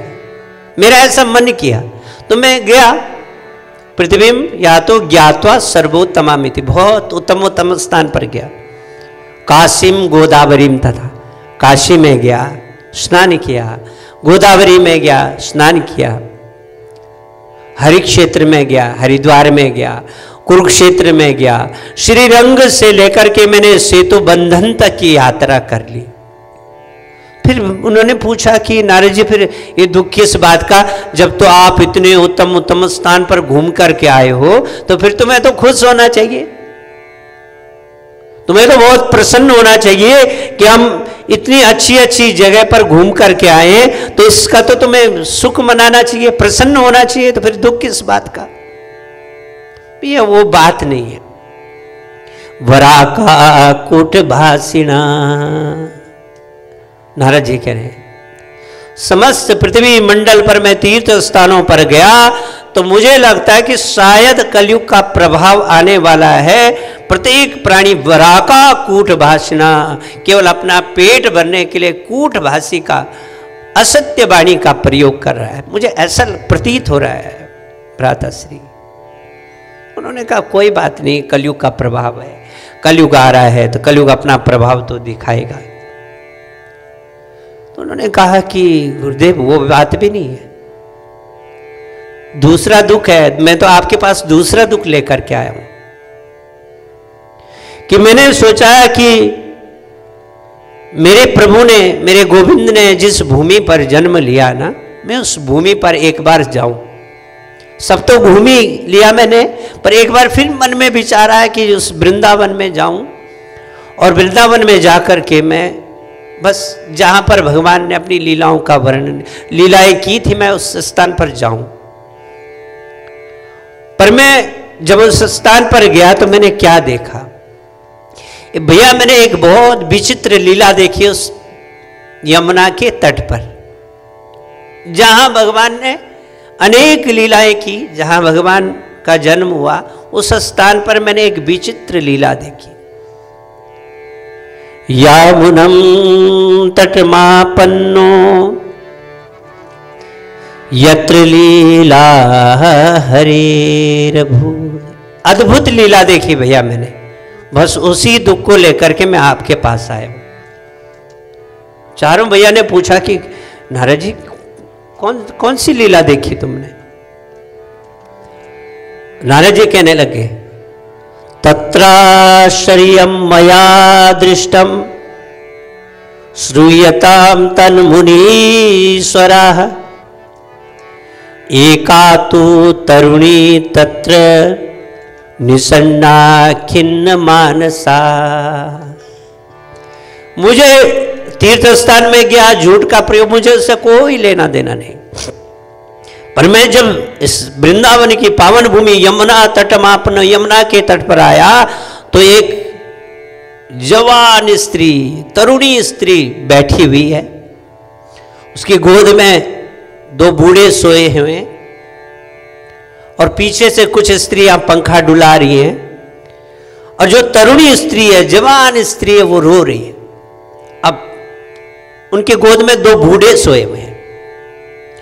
भैया मैंने भ्राताश्री, मैंने एक बार सोचा कि मैं उसके पास जाऊं, फिर सोचा कि नहीं जाना है, क्योंकि स्त्री का स्वभाव कब रोना कब हंसना, भावुक हो जाती है, बहुत जल्दी भावुक हो जाती है। तो भ्राताश्री मैंने सोचा कि इस स्त्री के पास जाऊं कि ना जाऊं। दूर से मैंने उसकी ये लीला देखी। भैया एक बार मैंने सोचा कि मैं जाऊं तो मैं जाने लगा, पर फिर एक बार फिर मैं मुड़ करके वापस आ गया कि नहीं जाना चाहिए। स्त्री का स्वभाव है रोना हंसना, बहुत जल्दी रो जाती है, भावुक हो जाती है, तो नहीं जाता हूं। तो भ्राताश्री जैसे ही मैं आगे को आने लगा, पीछे मुड़ करके आया, पीछे से आवाज आई, भो भो साधु क्षणम तिष्ठ मचिंतामपि नाशय दर्शनम तव लोकस्य सर्वताग हरम परम। भो साधु, हे साधु, हे साधु, थोड़ा रुको तो सही। और भैया मैंने ऐसे सुना उस स्त्री की मुख से, आवाज आई पीछे से, भो साधु क्षणम तिष्ठ, थोड़ा रुको तो सही। मचिंतामपि नाशय, मेरी चिंता का नाश करो। दर्शनम तब लोकस्य सर्वताग हरम परम, क्योंकि संत के दर्शन करने मात्र से सर्व पाप नष्ट हो जाते हैं। और आप जैसे संत के दर्शन करने मात्र से मेरे पाप नष्ट हो जाएंगे, मुझे पूरा विश्वास है। और रोने लगे। भैया मैं उसके पास गया, मैंने उससे पूछा, काशी तुम काय विमोचे मां नार्या का पद्मलोचना वद देवी सविस्तारम स्वस्य दुखस्य कारणम। देवी तुम कौन हो और तुम रो क्यों रहे हो, और तुम्हारी गोद में ये 2 सोए, ये कौन है, ये बूढ़े सोए हैं, ये कौन है? उसने कहा, अहम भक्ति रीति ख्याता इमो में तनयो मतो ज्ञान वैराग्य नामानो काल योगीन जर्जरो। मेरा नाम भक्ति है और ये जो मेरी गोद में सोए ना, ये मेरे बेटे, ये 2 बूढ़े मेरे बेटे। तो बिल्कुल अचंभित लगा नारद जी को, ऐसा कलिकाल, ऐसा कलयुग का प्रभाव कि माँ तो बिल्कुल तरुणी अवस्था में और बेटे बूढ़े। और कौन माँ चाहेगी कि मेरा बेटा बूढ़ा हो मेरे से पहले? ज्ञान वैराग्य नामानो काल योगी न जर्जरो। एक का नाम ज्ञान है और एक का नाम वैराग्य है। और ज्ञान और वैराग्य ये तो दोनों बूढ़े हो गए, लेकिन मैं भक्ति अभी मैं तरुणी अवस्था में हूं, उस वृंदावन की पावन भूमि में आकर के। उत्पन्ना द्रविड़ी साहम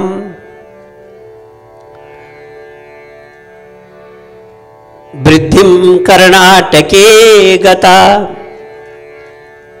क्वचिन क्वचिद महाराष्ट्रे जीर्णते गुर्जते जीर्णतम गता। कि मैं द्रविड़ प्रदेश में मेरा जन्म हुआ और कर्नाटक में आकर के मैं थोड़ा पली बढ़ी, और जैसे मैं गुजरात में पहुंची फिर मैं बूढ़ी हुई।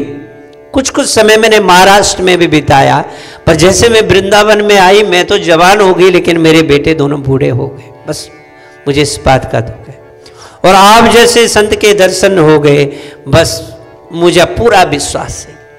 और हे भगवान, हे गुरुदेव, जेति जगति माया यस्य काया धवस्ते वचन रचने में कम केवलम चाकलया। मुझे पता है ध्रुव ने एक बार आपके मुखारविंद से भगवान नाम स्मरण सुना, सीधे ध्रुव लोक को प्राप्त कर लिया। बस अब मुझे विश्वास है कि आप मेरे इस दुख को दूर करोगे। हम नारद जी कहते हे देवी चिंता मत करो, वृथा केदयसे बाले आओ चिंता तुरा कतम, श्री कृष्ण चरणाम्बोजम स्मर दुखम गमिष्यति। सबसे पहला काम ये करो हे भक्ति कि वृथा खेदयसे बाले, बस चिंता मत करो। अब मैं आ गया हूं, अब चिंता मत करो, चिंता नहीं करनी। श्री कृष्ण चरणाम्बोजम स्मर दुखम गमिष्यति। अब भगवान श्री कृष्ण के चरण कमलों का ध्यान करो। इसके ध्यान करने मात्र से तुम्हारे सारे कष्ट दूर हो जाएंगे। और ये देवी तुम्हें पता है द्रौपदी च परित्राता हीन कौरव कस्मलात, कौरवों ने कैसा छल किया था द्रौपदी के साथ में, कि कौरवों ने, दुर्योधन ने क्या किया कि दुर्वासा को अपने यहाँ भोजन पे बुलाया और खूब सारा भोजन करा करके, और दुर्वासा जी बड़े प्रसन्न हो गए। उन्होंने कहा कि दुर्योधन क्या वरदान चाहिए, बोलो कौन सा वरदान चाहिए तुम्हें, मुझे बताओ। दुर्योधन ने कहा कि मुझे एक वरदान दे दो कि आपने मेरे यहाँ भोजन किया, अब आप पांडवों के यहाँ जाकर के भोजन करो। उनको पता था पांडवों के पास तो कुछ है नहीं हो। और जब पांडव एक बार भोजन कर लेते थे, द्रौपदी के पास एक बटलोई थी, एक पात्र था कि उस पात्र में जब तक वो खाना ना खाए तब तक तो हजारों हजारों ऋषि संत आ जाए तो सबके लिए भोजन हो जाता था। पर एक बार अगर द्रौपदी ने भोजन कर लिया तो उसके बाद किसी के लिए नहीं बचता था, ऐसा पात्र था। तो क्या क्या दुर्योधन ने छल किया और दुर्वासा ऋषि से कहा कि दुर्वासा ऋषि तुम तब जाना जब वो भोजन कर दे। अब दुर्वासा ऋषि ने कहा कि ठीक है, जब तुमने मांग लिया अब तो मुझे जाना पड़ेगा। सब पांडवों ने भोजन कर लिया था, भोजन किया। अंत में जाकर के दुर्वासा ऋषि वहां पहुंच गए। सबसे पहले मिले युधिष्ठिर से। युधिष्ठिर ने प्रणाम किया दुर्वासा ऋषि को, अहो गुरुदेव आपका आना हुआ बहुत खुशी हुई, आप जैसे संत का आना हुआ। दुर्वासा ने कहा कि मैं तो भोजन करना है। बोले ठीक है महाराज, आप भोजन करना है तो बहुत अच्छी बात है, मैं तो बहुत खुशी है। पीछे से भीम ने ये बात सुन ली कि भैया ने कहा कि ठीक है आप आमंत्रित हैं, आ जाओ भोजन करने। तो भीम को गुस्सा आया कि अब तो द्रौपदी ने भी भोजन कर लिया, अब तो कुछ भी नहीं बचा। दुर्वासा तो इतने क्रोधी है, एक श्राप देंगे और पांचों पांडव समाप्त हो जाएंगे। कैसे कैसे न्योता दे देते हैं भ्राताश्री भी। तो इतने में दुर्वासा ऋषि ने कहा कि ऐसा करो, तुम भोजन की तैयारी करो और मैं जा करके गंगा स्नान करके 60,000 शिष्यों को लेकर के गए थे। कितने? 60,000 शिष्यों को लेकर के, और गंगा स्नान करने गए। इतने में द्रौपदी ने भगवान को याद किया। अब दुख का समय आया, कष्ट आया और मन से भगवान को याद कर लिया। द्रौपदी च परित्राता येन कौरव कस्मलात् पालित्वा गोप सुंदरिया सा कृष्णा क्वापि नो गतः। एक बार याद तो करो उनको दिल से, हृदय से। कैसे नहीं आएंगे वहां? तो द्रौपदी ने जब देखा कि 60,000 शिष्य भी आ गए, दुर्वासा ऋषि भी आ गए, तो पांडवों का संपन्न कर देंगे, पांडवों को श्राप दे करके। भगवान को कहा भगवान मेरे पास कुछ नहीं है, मैंने भोजन कर लिया, अब मेरे पास कुछ नहीं है आपके सिवा। भगवान का स्मरण किया और भगवान वहां पहुंच गए। भगवान ने कहा क्या हो गया? द्रौपदी से बोले दुर्वासा जी आए हैं, 60,000 शिष्यों को लेकर के आए हैं और बहुत बड़ी समस्या बन गई, उनको भोजन कराना कैसे कराना, मेरे पास तो कुछ नहीं। तो भगवान ने कहा पहले ऐसा करो, उनको मैं खिलाऊंगा, पहले मुझे कुछ खिलाओ। तो द्रौपदी कहते समस्या वही तो है, यदि खिलाना होता तो उनको खिला, तो मैं क्या खिलाऊं मैं? मेरे पास तो कुछ नहीं बचा। तो भगवान ने कहा जरा वो अपना पात्र इधर देना, कुछ तो होगा उस पर बचा हुआ। बोले कुछ नहीं, वो तो संपन्न हो गया, मैंने भी भोजन कर लिया, उस पर कुछ नहीं बचा। भगवान ने कहा जरा दो तो सही। तो जैसे द्रौपदी ने वो पात्र आगे रखा, उस पर एक हरा पत्ता चिपका हुआ था। भगवान ने वो पत्ता लिया और कह दिया तृप्यंताम, बस सारा जगत तृप्त हो। इतना करने मात्र से भगवान ने वो पत्ता लिया। उधर दुर्वासा ऋषि और 60,000 जो जितने भी उनके शिष्य हैं वो गंगा के तट पर डकार मारने लगे, बिना खाए डकार। कहते हैं कि उधर दुर्वासा को पता चला कि ये जरूर उसी का काम है, बाकी तो कुछ हो ही नहीं सकता। अब जब पेट भरा हुआ डकार आ रहे हैं तो फिर भोजन करने का तो मतलब ही नहीं बनता। बोले जरूर उसे टेढ़ी टांग वाले का काम है। आज द्रौपदी भगवान को बारंबार प्रणाम कर रही है, भगवान आपकी दया से आज हम दुर्वासा ऋषि से भी बच गए। आपने कैसे कैसे दुख के समय में हमें बचाया। नारद जी भक्ति से कहते हैं, हे भक्ति मैया तुम भी उन्हीं भगवान कृष्ण का ध्यान करो। श्री कृष्ण चरणाम भोजन स्मर दुखम गमिष्यति। ये भगवान का ध्यान करने मात्र से ही तुम्हें बस तुम्हारे ऊपर भी कृपा हो जाएगी। कहते हैं भक्ति मैया ने कहा ठीक है, अब मैं भगवान कृष्ण का ध्यान करूंगी। पर नारद जी को अभी भी संतुष्ट नहीं हुए। नारद जी कहते अपने भाइयों के पास गए थे ना, तो उनको ये व्यथा सुना रहे थे कि मैं उसको ऐसा बोल करके आया कि तुम कृष्ण का ध्यान करो, पर मैं अभी भी संतुष्ट नहीं हूं। वेद वेदांत गोत्रेश्च गीता पाठे मुहुर्मुहु बोध्यमानो तदा तेन कथंचिच्चोषितो बला। अब कह रहे हैं कि भैया मैंने उनके कान में वेद का पाठ भी सुनाया, वेदांत का पाठ भी सुनाया। कुछ तो वो उठे थे लेकिन फिर वो सो गए थे।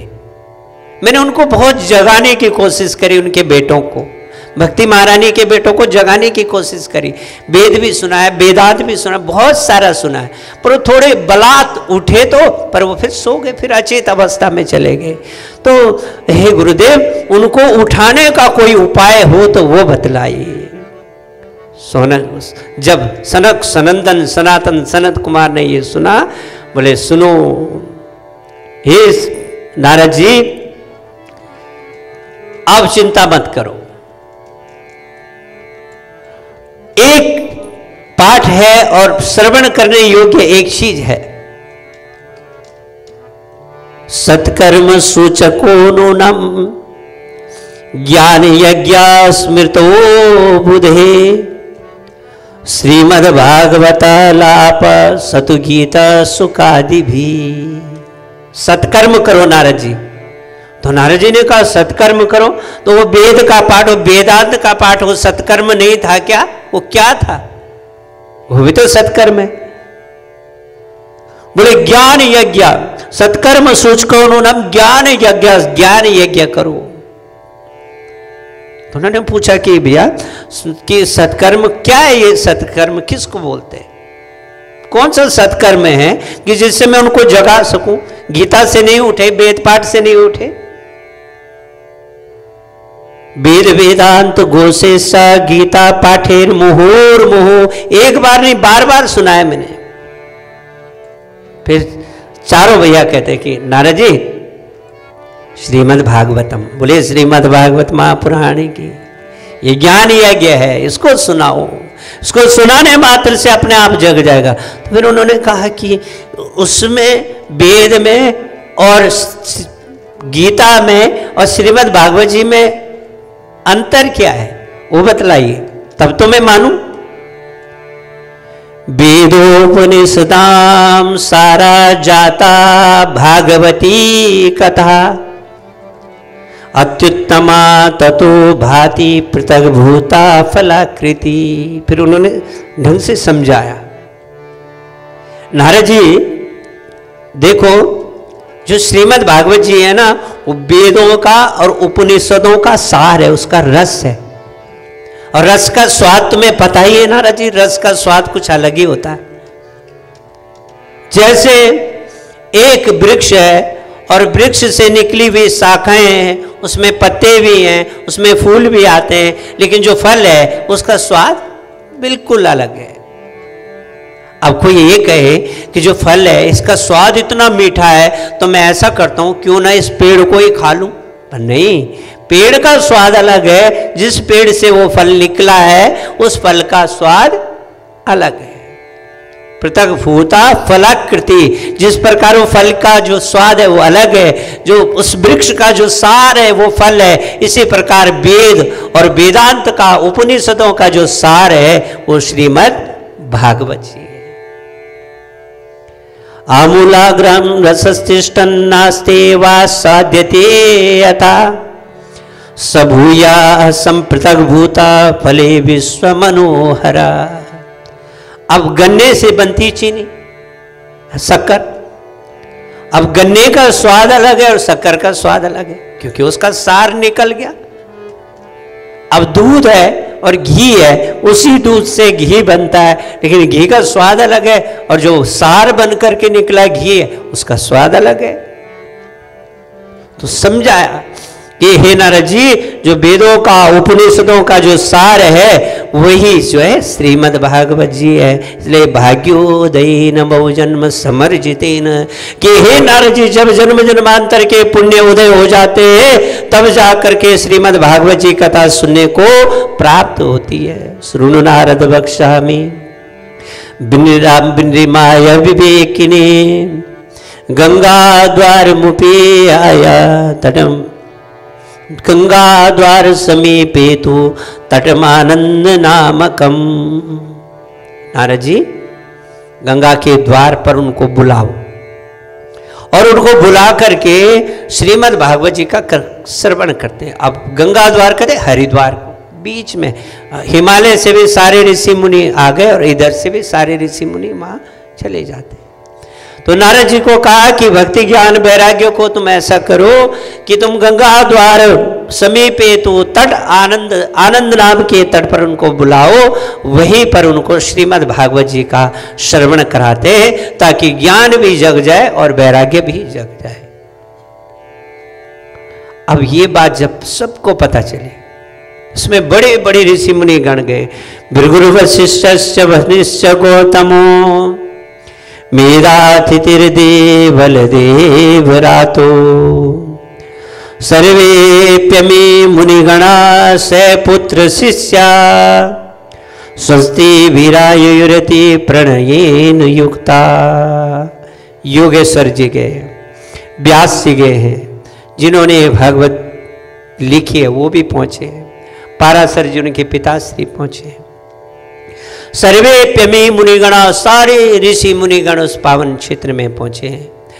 स पुत्र शिष्य, अपने पुत्रों को लेकर के, अपने शिष्यों को लेकर के उस आनंद नाम के तट पर गंगा द्वार मुपे आया, कि गंगा के द्वार पर पहुंचे हैं। स्वस्त्री भिरायुरता प्रणयेन युक्ता, कोई अपनी पत्नी को लेकर के, अपने पुत्रों को लेकर के, अपने शिष्यों को लेकर के, पता चला कि गंगा के तट पर 4 भाई आ रहे हैं। सनक सनंदन सनातन सनत कुमार कथा सुना रहे, सब योगेश्वरो व्यास पाराशर जी सब पहुंच गए। बड़े बड़े ऋषि मुनिगण, छाया सुको जा जल जन्य मुख्या, कि बड़े बड़े ऋषि मुनिगण भगवान की कथा सुनने को आतुर हो रहे और गंगा के तट पर गए। अब जैसे ही गंगा के तट पर गए, जय शब्दो नमः शब्द, भगवान की जय जयकार होने लगी। चूर्ण लाजा प्रसूनानम च निक्षेप सुमहान भूत, चारों तरफ जय जयकार होने लग गया कि श्रीमद् भागवत की कथा यहाँ पर श्रवण कराने जा रहे हैं। तो कहा कि सदा सेव्या श्रीमद् भागवती कथा यश्चा श्रवण मात्रेण हरिचित्तम समाश्रयेत्। ये वही कथा है कि सदा सेव्या, हमेशा हमेशा नित्य निरंतर सेवन करने मात्र से, नित्य निरंतर सुनने मात्र से, यस्या श्रवण मात्रेण हरिचित्तम समाश्रित है। अगर आप लगातार भगवान की कथा को सुनते हैं तो हरिचित्तम, हरि हृदय में आश्रित हो जाते हैं। वो कैसे? जैसे आप रास्ते में जा रहे हैं और आपने कोई बहुत डरावनी चीज देख ली, या आपको शेर मिल गया रास्ते में, अगर आपका ध्यान कहीं और है और आपको शेर नजर आया सामने, तो शेर को देख करके आप एकदम डरे और वो शेर आपके हृदय में बस गया। अब सारा दिन और सारी रात आप उसी की रटना लगा के रखोगे, मैंने शेर देखा, आज मैं बच गया, वो ऐसा था, वो ऐसा था, बस चित्तम समा, वो है चित्त में समा गया। तो इसी प्रकार सदा सेव्या श्रीमद् भागवती कथा कि जो नित्य निरंतर भगवान की कथा को सुनते रहते हैं, जिस प्रकार डर के मारे वो शेर आपके हृदय में बस गया था, इसी प्रकार भगवान भी उसके हृदय में आश्रित हो जाते हैं, चित्तम समास, चित्त में बैठ जाते हैं। इन्हीं कथा को सुनाया और कथा उसको सुना करके तेरी वांगमयी मूर्ति प्रत्यक्षा वर्तते हरि कि साक्षात भगवान की कथा है। और इस भगवान की कथा को सबसे पहले सनक सनंदन सनातन सनत कुमार जी ने नारद जी को 7 दिन तक सुनाया और 7 दिन तक सुना करके भक्ति मानी महारानी नाचने लगी। सब ऋषि मुनियों ने देखा कि कथम प्रविष्टा कथमागतेयम मध्य मुनि नाम इति तर्कयंता, कि जब भक्ति महारानी नाचने लगी, उनके दोनों बेटे जवान हो गए श्रीमद् भागवत जी की इस कथा को सुन करके, तो चारों तरफ कोलाहल मच गया। कथम प्रविष्टा कथम आगते, कहाँ से आए, कौन है ये? तब नारद जी ने सबको बताया, ये भक्ति महारानी है, इनके पुत्र ज्ञान है, ये वैराग्य है। 7 दिन की कथा सुनने मात्र से ये जागृत हो गए हैं और जागृत होने के पश्चात अब भक्ति भी, ज्ञान भी, वैराग्य भी, नाथेति नामानि मुहुर बदंती, बार बार भगवान का स्मरण करते हैं, बार बार भगवान का ध्यान करते हैं।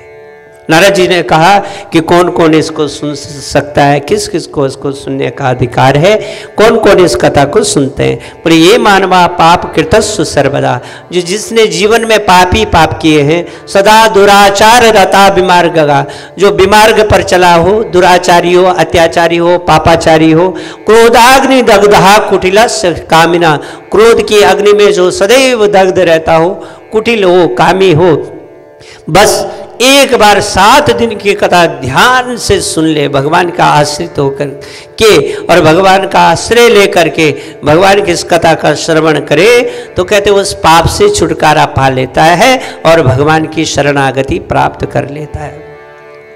तो फिर उन्होंने पूछा कि कोई पापी था ऐसा, कि कोई पापी हो कि जिसने भगवान की कथा सुनी हो और वो तर गया हो।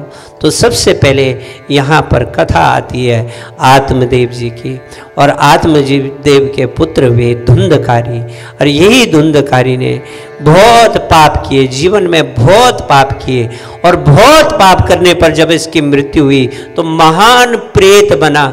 और इसी प्रेत पीड़ा में जब उसने भगवान का स्मरण किया, श्रीमद् भागवत जी की कथा सुनी, तो यही जो प्रेत था, प्रेत पीड़ा विनाशनी, प्रेत योनि से मुक्ति मिली। और सबसे पहले धुंधकारी को भगवान की शरणागति मिली।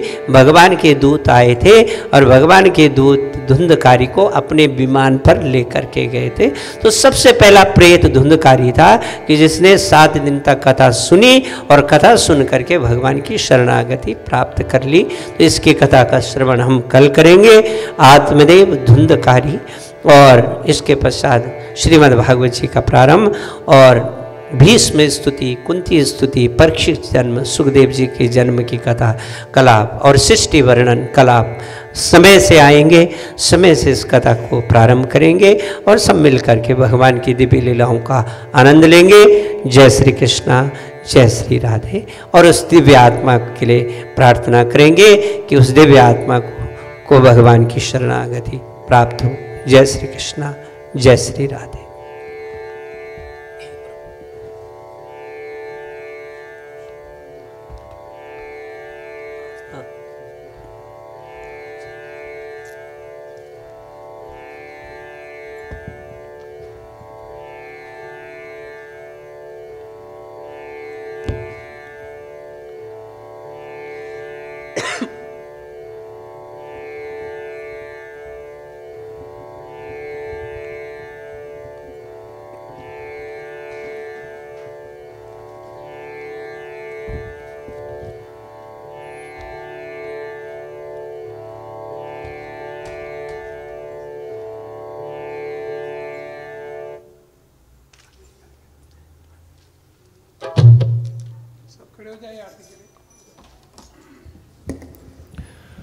बोलिए भागवत भगवान की जय, सुखदेव जी महाराज की जय, व्यास नारायण भगवान की जय। चतुर्थ दिवस यहाँ भगवान श्री कृष्ण का जन्म उत्सव मनाया जाएगा। भगवान का जन्म, भगवान की जन्म की जो कथा होगी उस दिन, तो आप लोग अभी 6 दिन की कथा यहाँ निरंतर इसी प्रकार यहाँ कथा रूपी धारा यहाँ बहेगी। अब समय बहुत कम है तो उसी हिसाब से कथा को, कई कथाओं को संक्षिप्त वर्णन करना पड़ता है, लेकिन आप लोग फिर भी भाग्यशाली हैं जो यहाँ भगवान के चरणों में बैठकर आप लोगों को साक्षात भगवान की लीला पर आधारित और भगवान का रसमयी कथा का आप सभी भक्तजन पान कर रहे हैं। ये आपके जीवन की बहुत बड़ी उपलब्धि है। यही मानव जीवन का एकमात्र हमारे लिए विशेष ये भगवान ने कृपा दी है भागवत जी के रूप में। आप लोग सभी इस कथा को श्रवण कर अपने जीवन को धन्य बनाएं। बस यही मैं आप सभी से प्रार्थना करते हुए और व्यास जी से भी मैं विनम्र प्रार्थना करता हूँ कि अपनी भक्ति में इस कथा रूपी अमृतमय वाणी से सभी भक्तों को लाभान्वित कर रहे हैं। और भी भक्तजन यहाँ कोई भी भक्त यदि इसी प्रकार यहाँ पर कथा के लिए कोई इच्छुक हो तो जरूर वो भी संपर्क कर सकते हैं। बहुत ही आनंदमयी कथा है ये, तो कोई भी हो भक्तजन जरूर संपर्क करें। आइए अब आरती करते हैं। भागवत भगवान जी की आरती होगी।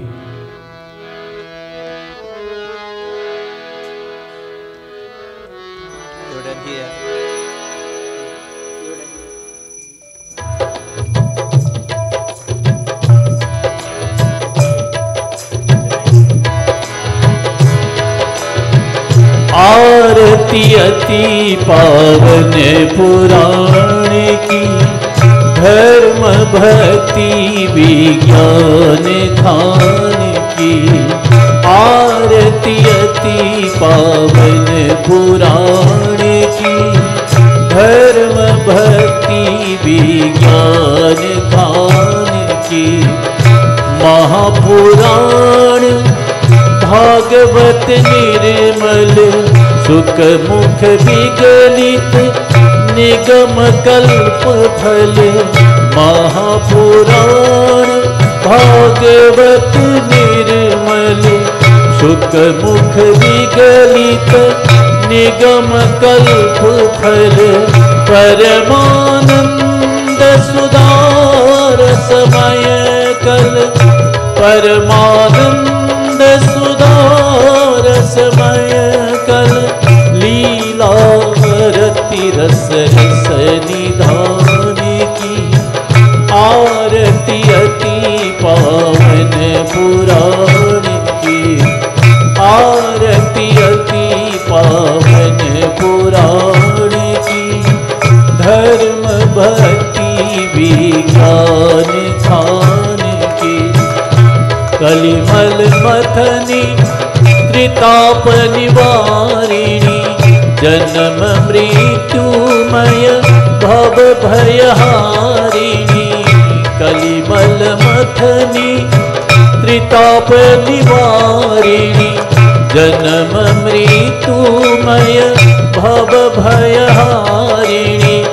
सेवत सकल सकल सुखकारिणी, सेवत सतत सकल सुखकारिणी।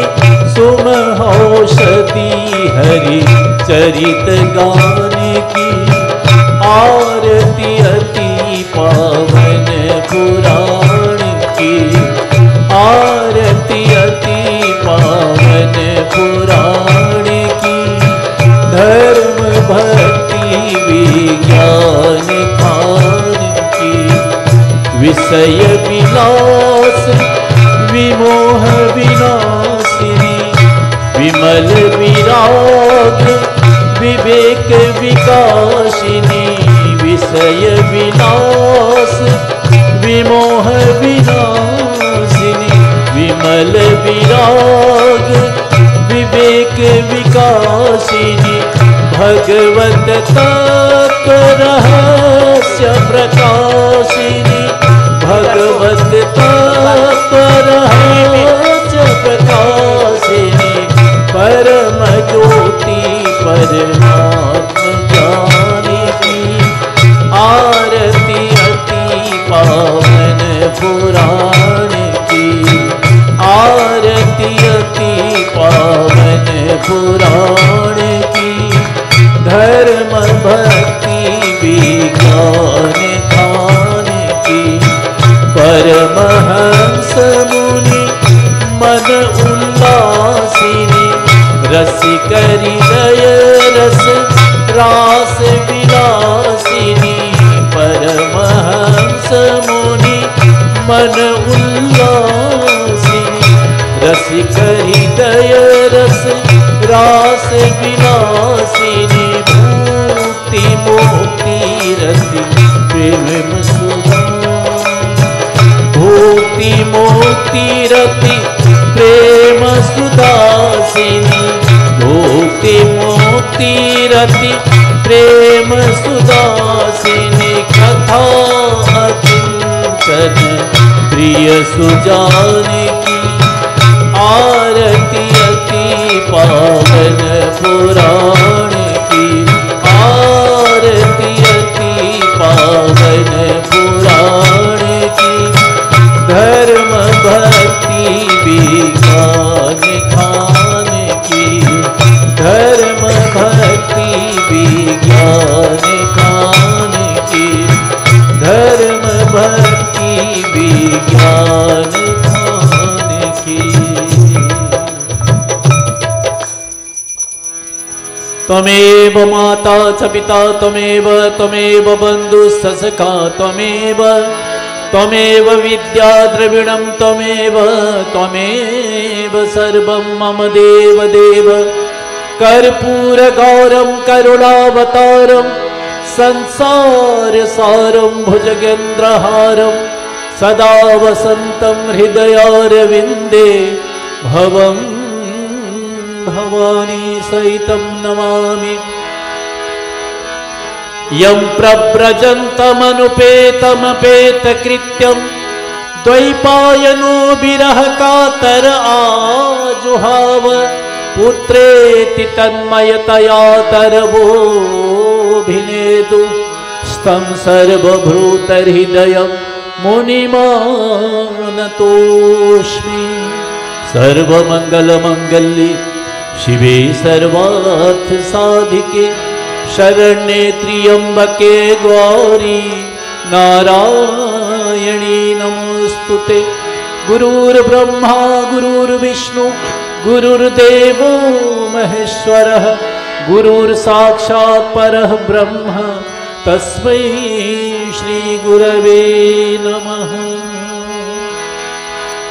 बोलिए सिद्धि विनायक श्री गणपति भगवान की जय लक्ष्मी नारायण भगवान की जय श्यामपति रामचंद्र भगवान की जय वृंदावन बिहारी लाल की जय भागवत भगवान की जय सुखदेव जी महाराज की जय परीक्षित जी महाराज की जय व्यास नारायण भगवान की जय शंकर भगवान की जय मनकामनेश्वर महादेव की जय पवन पुत्र हनुमान जी महाराज की जय बाबा बालकनाथ भगवान की जय अम्बे माता जी की जय सद्गुरुदेव भगवान की जय नवग्रह देवताओं की जय आज के आनंद की जय सभी भक्त जनों की जय यजमान परिवार जनों की